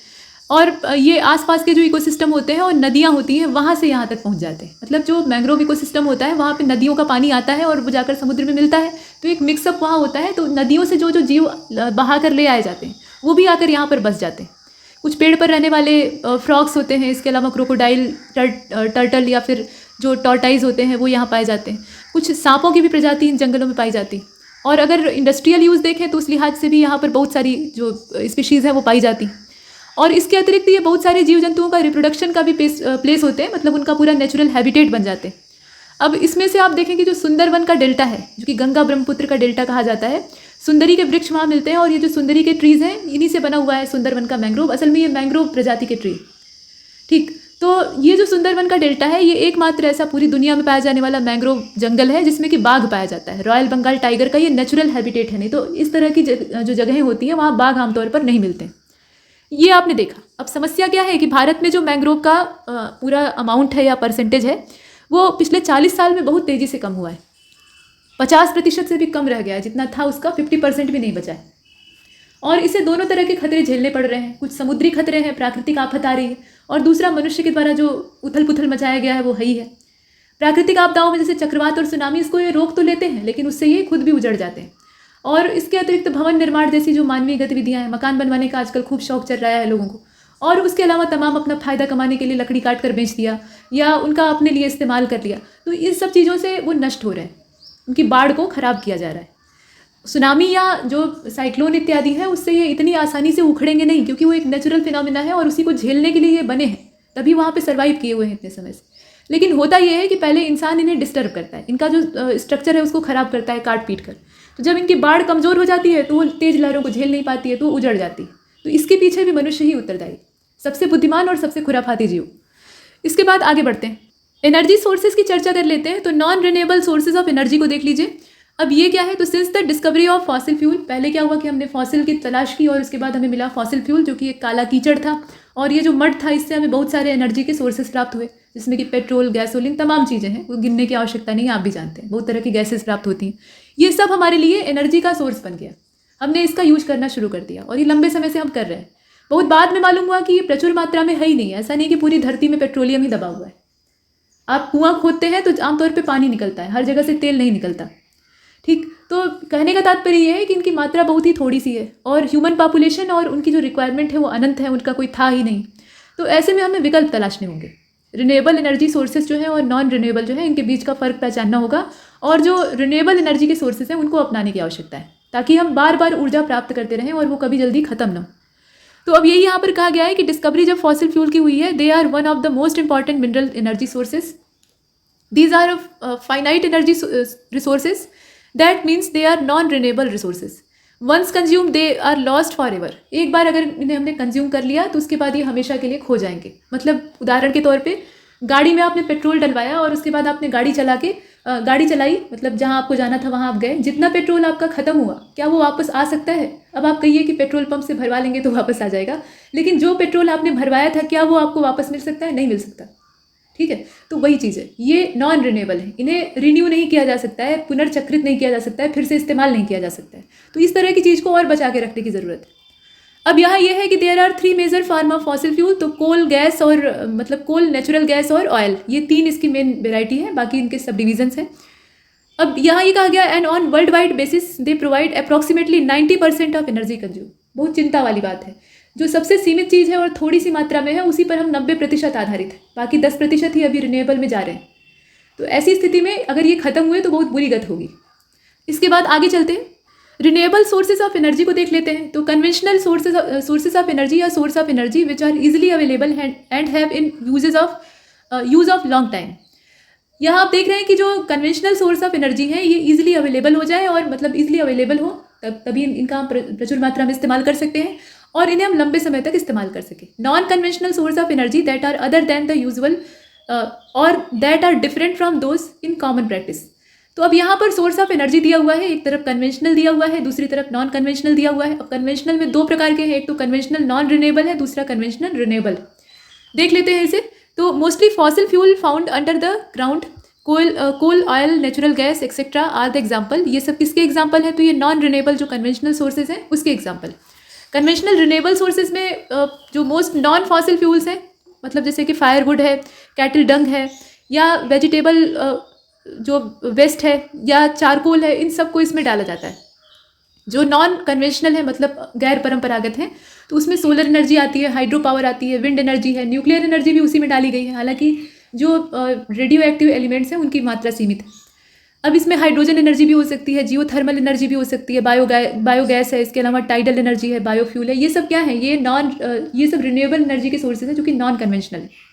मतलब ये हमारी परंपरा में है नहीं, इनका हम प्रचलित इस्तेमाल नहीं करते, लेकिन अब इनका इस्तेमाल करना चाहिए। समस्या ये होती है कि इनका इस्तेमाल तो हम कर लें, लेकिन ज़्यादातर इसमें से जो है वो कॉस्ट इफिशिएंट नहीं होते। मतलब उनकी लागत ज़्यादा होती है और बदले में मिलने वाला आउटपुट उनकी तुलना में कम होता है, इसलिए लोग जो मतलब कन्वेंशनल सोर्सेज हैं उन्हीं की तरफ भागते हैं। अब यहाँ ये भी बताया गया कि most of the renewable sources of energy are directly और इनडायरेक्टली रिलेटेड टू सन और सोलर एनर्जी। ज़्यादातर जो रिन्यूएबल एनर्जी का सोर्स है वो हमारे सोलर सिस्टम के हेड पर आश्रित है, यानी सूर्य पर आश्रित है। वैसे भी हमारा जो पूरा इकोसिस्टम है उसको चलाने वाली एनर्जी कौन सी है? सोलर रेडिएशन है। तो ये जो एनर्जी के सोर्सेज हैं ये भी इनडायरेक्टली या डायरेक्टली उसी पर डिपेंडेंट है। रिन्यूएबल सोर्सेज ऑफ एनर्जी और non conventional energy sources include sunlight, wind, water and biomass, जिसमें कि फायरवुड है, एनिमल डंग है, क्रॉप रेसिड्यू है, और एग्रीकल्चरल वेस्ट भी इसमें आएगा, बायोडिग्रेडेबल वेस्ट आएगा फ्रॉम सिटीज एंड टाउन्स, ये सब इसमें आते हैं। Energy receive from sun is known as solar energy. Energy generated by water is hydel energy, and energy obtain from underground hot dry rocks, magma, hot water spring और natural geyser etcetera is called geothermal energy. Earth के अंदर जो गर्मी है, अर्थ के अंदर बहुत heat है। ऐसा माना जाता है कि एक जलता हुआ आग का गोला था, उसी में से सारी जो एस्ट्रोनॉमिकल बॉडीज़ हैं या सेलेस्टियल बॉडीज़ हैं वो अलग होती हैं, फिर बाद में धीरे धीरे ठंडी होती हैं। तो हमारी अर्थ जो है वो भी ठंडे होने के अपने प्रोसेस में, इसकी जो ऊपर की सतह है वो ठंडी हो गई है, वहाँ पर अपना जो लिविंग ऑर्गेनिज्म है सब पूरा इकोसिस्टम वगैरह डेवलप हो गया है। लेकिन जो इनर पार्ट है वो अभी भी तप रहा है। कोर का टेम्परेचर आप देख लीजिए कितना ज़्यादा होता है। तो यहाँ जैसे जैसे हम अंदर की ओर बढ़ते हैं गर्मी बढ़ती है, टेम्परेचर बढ़ता है। तो इसीलिए अंदर की जो गर्मी है उसको भी हम एनर्जी के तौर पे इस्तेमाल कर सकते हैं। तो उसको हम कहेंगे जियोथर्मल एनर्जी, चाहे वो जिस रूप में हो। यहाँ कई सारे उसके रूप दिए हुए हैं, इन्हें आप देख रहे हैं। इसके बाद आप देखें यहाँ पर और भी चीज़ है। मतलब मोटे तौर पे जब हम पृथ्वी के अंदर की गर्मी की बात करते हैं तो हमारे दिमाग में सिर्फ यही आता है, वॉल्केनो और मैग्मा। लेकिन इसके अलावा जो ड्राई रॉक्स हैं जो कि गर्म है उनसे भी हम प्राप्त कर सकते हैं, जो गर्म पानी के झरने हैं उनसे हम प्राप्त कर सकते हैं, जो नेचुरल गीज़र हैं उनसे हम जियोथर्मल एनर्जी को प्राप्त कर सकते हैं। टाइडल एनर्जी, अब जो लहरें होती हैं समुद्र की उनमें बड़ी ताकत होती है। आप देखते हैं सुनामी आती है, सब कुछ एक बार में ख़त्म कर डालती है, मतलब जहाँ से गुजरती है वहाँ कुछ बचता नहीं। तो इतनी ज़्यादा ऊर्जा है तो इसका क्यों ना इस्तेमाल किया जाए। तो ये जो टाइडल एनर्जी है ये भी काफ़ी ज़्यादा बेनिफिशियल है, लेकिन इन्हें सही तरीके से अभी अपने उपयोग में ढालने का जो प्रोसेस है वो हमारे हाथ में नहीं, मतलब वो लागत प्रभावी नहीं है जितना हम इन्हें कन्वर्ट करने में। अब टाइडल एनर्जी जो है वो क्या है, एक तरह की मैकेनिकल एनर्जी है। अब उसको हम इलेक्ट्रिकल एनर्जी में कन्वर्ट कर पाए ऐसी व्यवस्था अभी बड़े पैमाने पर हमारे पास नहीं, और अगर है भी तो इतनी महंगी है कि आम आदमी की पहुंच से बाहर है। तो ऐसी स्थिति में ये लागत प्रभावी नहीं हुआ और इसीलिए प्रचलित कम है। ये जो कन्वेंशनल सोर्सेज है उसमें शामिल नहीं हो पा रहा है। अच्छा सोर्स तो है ही है, लेकिन ये इतनी आसानी से अभी पहुंच में नहीं हो पाया है। अब रिन्यूएबल और non conventional sources of energy को देख लेते हैं। तो we can define exhaustible energy resources as those resources which can be harnessed without depletion. Most of these resources are free from pollution, some of them can be used at all places, ठीक है। और these renewable energy resources are also known as non conventional या इन एक्सॉल्टेबल और alternate energy sources. वैसे तो देखा जाए तो जो रिन्यूएबल सोर्सेज हैं उनमें भी जो मेन सोर्स है सोलर एनर्जी है। तो सूर्य की भी अपनी एक उम्र है, सूर्य एक स्टार है, आप जानते ही हैं। और स्टार के अंदर अपना जो न्यूक्लियर रिएक्शन चलता रहता है, मतलब नाभिक आपस में कंबाइंड होकर छोटे छोटे जो न्यूक्लियस है वो आपस में जुड़कर एक बड़े न्यूक्लियस को जनरेट करते हैं। बताइएगा कि ये प्रोसेस क्या होता है, ये न्यूक्लियर फिजन होता है कि फ्यूज़न होता है, क्या होता है इसमें। तो ये जो फिनोमिना है इसकी वजह से नाभिक जब जुड़ते हैं तो वहाँ पर कुछ मात्रा में मास का डिके होता है, यानी द्रव्यमान की क्षति होती है। ऐसा नहीं है कि जितने बड़े बड़े नाभिक जुड़े उनका टोटल मास जो है वो बड़े वाले नाभिक को बनाए, कुछ ना कुछ उसमें से कम हो जाता है। तो जो द्रव्यमान वहाँ से या जो मास वहाँ से बर्बाद होता है वो एनर्जी के रूप में रिलीज हो जाता है, और वही है रेडिएशन। सोलर रेडिएशन, जिसका कि कुछ ही हिस्सा हम प्राप्त कर पाते हैं, बाकी जो है वो ऐसे ही फैल जाता है चारों ओर। तो अर्थ जो है वो उसी पर आश्रित है। तो सूर्य की अपनी एक उम्र है, जब उसका फ्यूल समाप्त हो जाएगा तो वो भी ठंडा हो जाएगा, लेकिन अभी उसमें लंबा समय लगेगा, अरबों वर्षों का समय लगेगा। तब तक न जाने कितनी पीढ़ियाँ आएंगी और हम लोग बचेंगे या नहीं, कोई नहीं जानता है। तो तब तक के लिए तो ये एक अनंत सोर्स ही है, इसका हम भरपूर मात्रा में इस्तेमाल कर सकते हैं और इसी वजह से इसको रिन्यूएबल कहते हैं। अब ये हमने देखा। अब यहाँ देखिए कि most of these resources are free from pollution and some of them can be used at all places. जैसे कि सोलर एनर्जी, अभी तक जितनी भी ज्ञात जानकारी है उसके हिसाब से इसका कोई पॉल्यूशन इफेक्ट तो दिखाई नहीं दिया है। जो नुकसान है वो पहले से ही हम जानते हैं कि रेडिएशन के जितने नुकसान होते हैं वही सोलर रेडिएशन के भी हैं। जो सनलाइट है वो भी एक तरह का रेडिएशन है, तो अगर इसके सीधे संपर्क में आइएगा तो ये नुकसान करेगा। ठीक, अब इसके बाद आप देखें कि these renewable energy resources are also known as non conventional और इन एग्जॉल्टेबल और अल्टरनेट एनर्जी सोर्सेज। वही बात रिपीट की गई है। अब यहाँ बायोमास को देख लीजिए। Energy from biomass is the oldest fuel use by humans. ये पहले से ही इंसान इस्तेमाल करता है। जो बायोमास था उससे ये ऊर्जा प्राप्त करने वाला काम ये पहले से कर रहे थे। Our ancestor burn wood to keep the cave warm.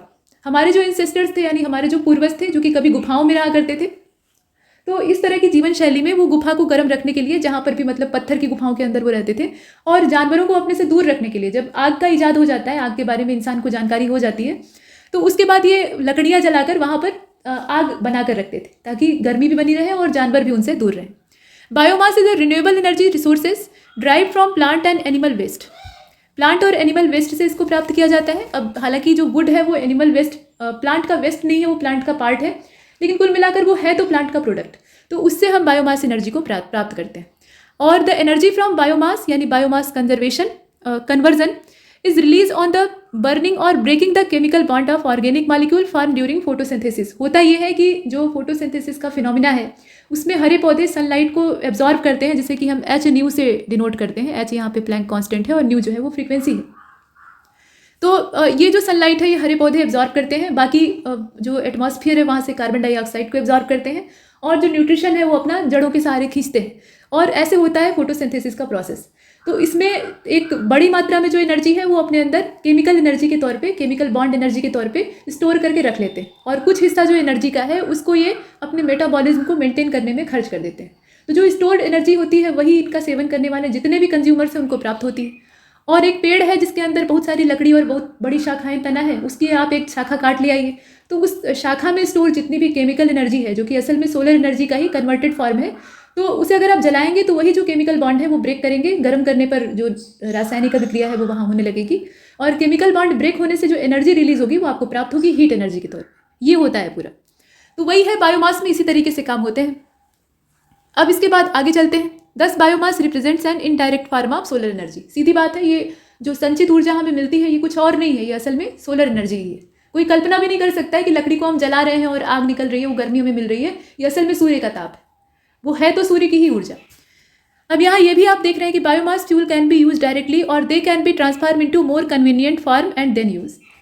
आगे बढ़ते हैं। जब सोलर एनर्जी इतनी ज़्यादा इंपॉर्टेंट है तो इसके बारे में देखना ज़रूरी हो गया है, क्योंकि हर जगह ये मौजूद है। जितने भी एनर्जी के फॉर्मेट हम इस्तेमाल करते हैं उनको बनाने में कहीं ना कहीं सोलर एनर्जी का योगदान, अगर सीधे सीधे नहीं भी है तो इनडायरेक्टली है। Sun is an evident source of energy and it is inexhaustible. मतलब ये इनएग्जाल्टेबल है, इसलिए ऐसा यहाँ पे कहा गया क्योंकि इसकी आयु अभी बहुत लंबी है। Solar energy can be classified as, अब यहाँ पे कैसे इसका यूज़ जो है उसको क्लासीफाई करेंगे, तो डायरेक्ट सोलर एनर्जी यूज़ जो है उसमें solar energy is capture directly as sunlight use for heating, generating electricity, cooling, इन सब के लिए इस्तेमाल होती है। इनडायरेक्ट यूज़ क्या हो सकता है, तो नेचुरल प्रोसेस जो जितने भी हैं, मतलब पूरे इकोसिस्टम के जितने भी नेचुरल प्रोसेस होते हैं उनको ड्राइव करने का काम सोलर एनर्जी करती है, जिसमें कि विंड है, बायोमास है, वेव्स है, हाइड्रो इलेक्ट्रिक पावर है, इन सबको सोलर एनर्जी ही अपनी गति देती है। Direct use of solar energy can be use through various devices broadly directed into 3 type of system, passive, active and photovoltaic. मतलब सोलर एनर्जी से चार्ज होने वाले सेल होते हैं, फिर उसके बाद उसको इलेक्ट्रिसिटी में कन्वर्ट करके हम रोशनी प्राप्त करते हैं। इस तरह के जो तमाम devices. Solar energy is most commonly use in biological quantities. Solar energy is also the biggest source of alternative energy. Photovoltaic technology converts sunlight into solar energy. ये हमने देखा. Solar energy is the special form of energy which does not have the problem of environmental pollution. ये बहुत अच्छी चीज़ है. The solar battery or solar cell obtain energy from sun or any other sources of light by the photovoltaic effect. It is the best environment friendly source of energy. Solar energy is one of the most promising renewable energy sources in India it has also been called the fuel of future, इसे fuel of future कहा गया है। और सही बात है, जो fossil fuel है अगर वो समाप्त भी हो गया तो भी अगर हम इस पर निर्भर हो जाते हैं तो हमें लंबे समय तक चिंता करने की ज़रूरत नहीं है। और जितने भी ट्रॉपिकल एरिया हैं जहाँ पे सनलाइट अच्छी खासी मात्रा में पड़ती है, मतलब ट्रॉपिक ऑफ कैंसर से लेकर ट्रॉपिक ऑफ कैप्रिकॉर्न के बीच वाले जितने भी एरिया, वहाँ पे सोलर एनर्जी के लिए बहुत अच्छी पॉसिबिलिटीज़ है, क्योंकि यहाँ सूर्य का प्रकाश प्रचुर मात्रा में लोगों को प्राप्त होता है। ये हमने देखा। अब इसके बाद देखिए, the Jawaharlal Nehru solar mission was launch by government of India on 11 January 2010। ये भारत से संबंधित कुछ प्रयास हैं। The international solar alliance is a group of 121 countries located between the tropic of cancer and the tropic of Capricorn.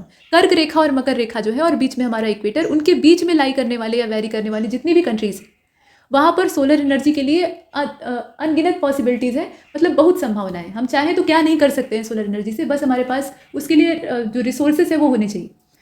तो ये हमने देखा। अब यहाँ देखिए कि इंटरनेशनल सोलर अलायंस जो है वो इन्हीं को कवर करता है। अब इसमें बताया गया कि inaugurated jointly by prime minister of India Narendra Modi and president of France. इसके अतिरिक्त आप देखें कि secretary general of United nation, ये सब लोग वहाँ पर मौजूद हैं। आगे बढ़ते हैं। At united nation climate change conference in Paris on 13 November 2015, ये जो सम्मेलन है ये यहाँ पे होता है, मतलब पेरिस में होता है। और सेक्रेटरीट ऑफ ISA यानी ये इंटरनेशनल सोलर अलायंस है, इज़ इन गुरुग्राम हरियाणा। इसका जो सेक्रेटरीट यानी सचिवालय है वो कहाँ पर है? गुरुग्राम में है अपने देश में, माने हरियाणा में। The first summit of international solar alliance was held in new Delhi on 11 March 2018। The world's first fully solar powered international airport is located in Kochi, माने केरला। ग्रीन फ्यूल और बायोडीजल क्या होता है, इसको भी देख लेते हैं। तो ग्रीन फ्यूल जो है, इसमें एथेनॉल यानी ethyl alcohol is a most famous alcohol which is use as green fuel. इसे ग्रीन फ्यूल के तौर पर इस्तेमाल किया जाता है। Ethanol is obtain from any sugary substances like sugar canes या ग्लूकोज। इसके अलावा साल्ट पीटर, महुआ का जो फूल होता है, और भी बहुत तरह के इस तरह के प्रोडक्ट होते हैं जिनसे कि हम एथिल अल्कोहल को प्राप्त कर सकते हैं।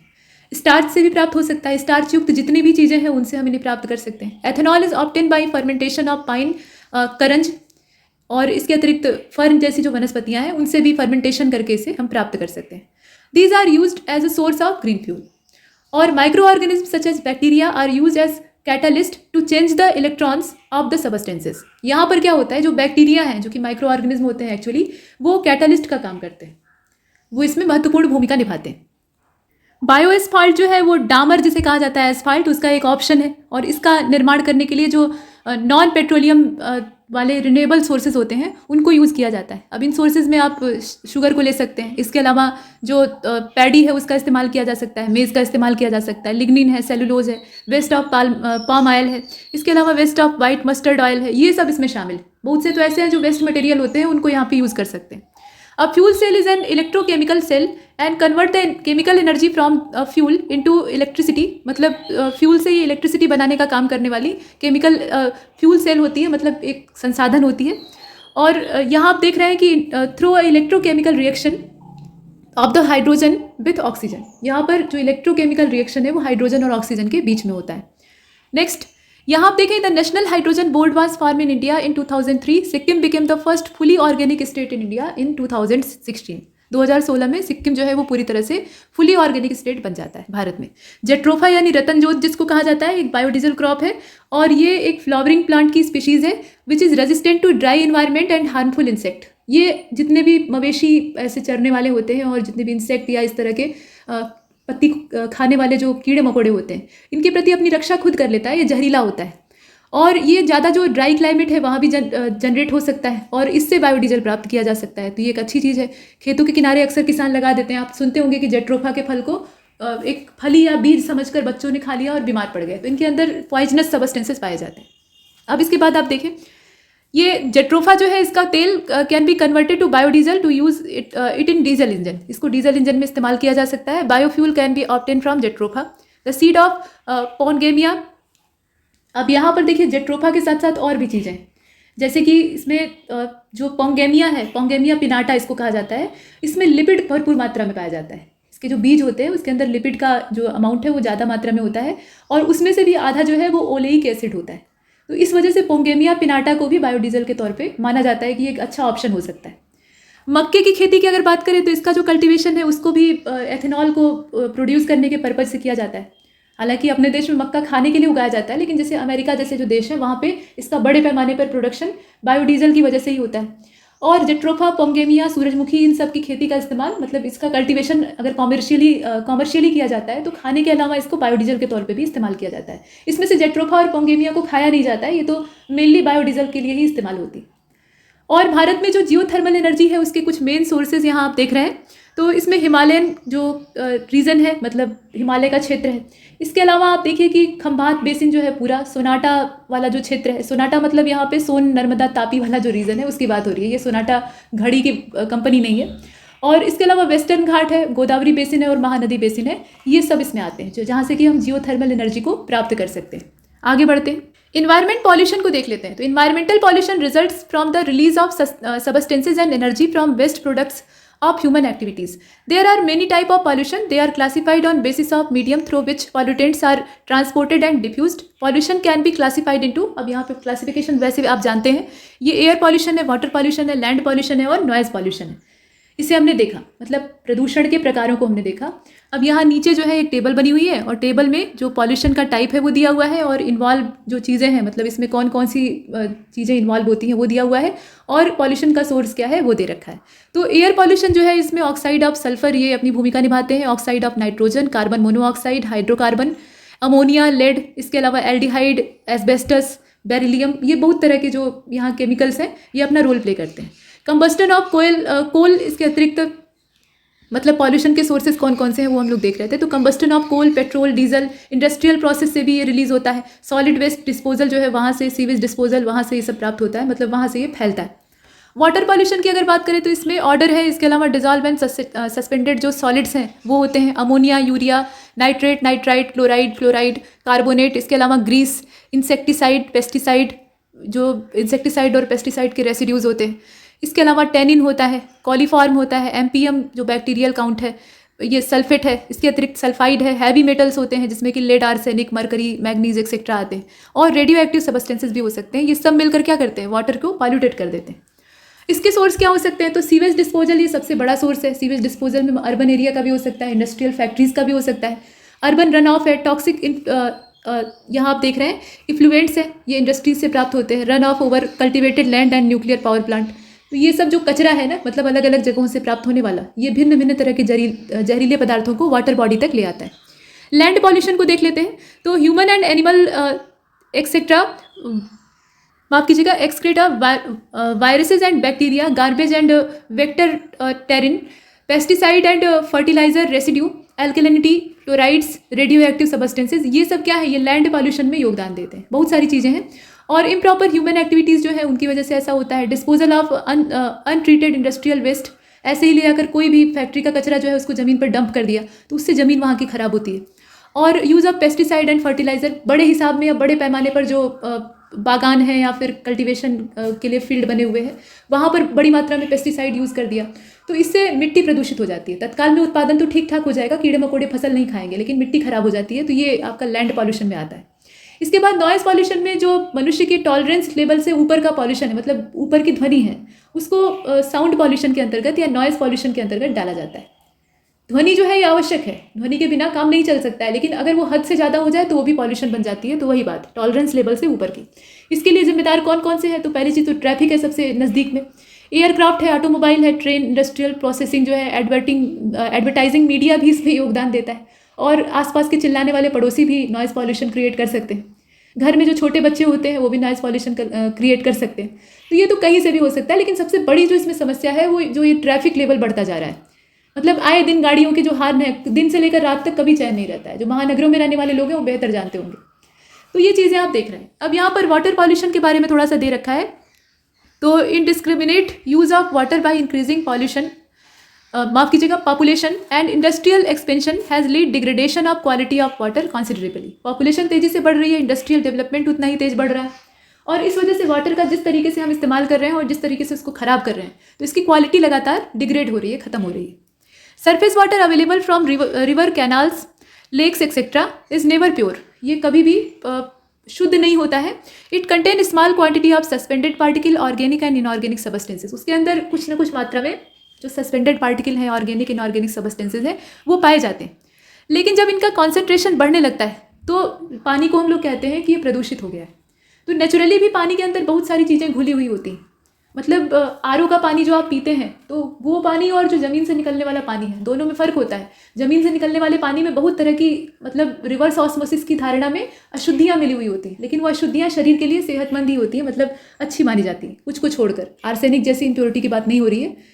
तो इस तरह के जो नेचुरल उसमें डिजॉल्व किए हुए सबस्टेंसेज होते हैं, मतलब सस्पेंडेड मटेरियल होते हैं, वो उतने नुकसानदेह नहीं होते हैं और पानी उसको खुद ही साफ भी कर लेता है। उसके अंदर खुद अपने आप को स्वच्छ करने की हैबिट पाई जाती है। लेकिन जो बाहर से ह्यूमन एक्टिविटीज़ से कचरा जाकर उसमें मिलता है तो उसकी वजह से उसका जो स्वरूप है वो बिगड़ जाता है। मतलब यहाँ आप देख रहे हैं कि in such a situation the self purifying capacity of water is unable to purify the water. जब बाहर से कचरा उसमें घुसाया जाने लगता है बेहिसाब तरीके से जहरीला, तो फिर जो उसकी सेल्फ प्यूरिफाइंग कैपेसिटी है वो धीरे धीरे करके समाप्त हो जाती है। Through water pollutant are also created from natural sources, erosion, landslide, decay and decomposition of plant and animal, etc. Pollutant from human activities are real cause of concern. ये जो सामान्य प्राकृतिक तरीके से दूषित करने वाले चीज़ें हैं, जैसे कि इरोजन हो रहा है, लैंडस्लाइड हो रहा है, डिके हो रहा है किसी चीज़ का, डिकम्पोजिशन प्लांट्स का हो रहा है, एनिमल्स का हो रहा है, तो उससे भी पानी प्रदूषित होता है। लेकिन वो क्षणिक होता है, कुछ समय बाद वो अपनी प्योरिटी को फिर से प्राप्त कर लेता है और ये कहीं ना कहीं उसमें रोल ही अपना प्ले करते हैं। लेकिन जो ह्यूमन एक्टिविटीज़ हैं वही इसमें मेजर कॉन्सर्न है, मतलब उन्हीं की वजह से ज़्यादा प्रदूषण फैल रहा है और वो नुकसानदेह है। Human being pollute the water through industrial, agricultural and cultural activities. Among these activity, industry is most significant contributor. Industries produce several undesirable products, including industrial waste, polluted wastewater, poisonous gases, chemical residual, numerous heavy metals, dust, smoke, etc. Most of the industrial waste are disposed of in running water or lake. ऐसे ही बहा दिया जाता है बिना कुछ सोचे समझे. Consequently, poisonous elements reach the reservoir, river and other water bodies which destroy the biosystem of these water. Major water polluting industries and यहाँ आप देख रहे हैं industries are leather, pulp and paper, textile and chemicals. तो ये जो water को पॉल्यूटेट करने वाली यहाँ पे इंडस्ट्रीज हैं उनके नाम दिए हैं, जिसमें कि लेदर इंडस्ट्री है, इसके अलावा पल्प और पेपर इंडस्ट्री है, टेक्सटाइल उद्योग है. यहाँ पर जो केमिकल इन्हें धोने या इन्हें बनाने में यूज़ किया जाता है उसको सीधे सीधे जो वाटर सोर्स है उसमें रिलीज़ कर दिया जाता है, तो ये नुकसानदेह है. Various agriculture such as inorganic modern agriculture such as inorganic fertilizer, pesticide या फिर herbicides are also pollution generating component. इनसे भी प्रदूषण बड़े पैमाने पर फैलता है. These chemicals are washed down to rivers. धीरे धीरे करके ये जो केमिकल्स हैं ये अलग अलग स्रोतों से होते हुए नदियों तक पहुंच जाते हैं, लेक्स तक पहुंच जाते हैं या किसी टैंक में जाकर गिर जाते हैं. और these chemicals also infiltrate the soil to reach the ground water. ये मिट्टी से होकर छनते हुए नीचे जो ग्राउंड वाटर का लेवल है वहाँ पर पहुँच जाते हैं और जो नीचे का जल है, भूमिगत जल है, उसको दूषित कर देते हैं. Cultural activities such as pilgrimage, religious fairs, tourism etcetera also cause water pollution.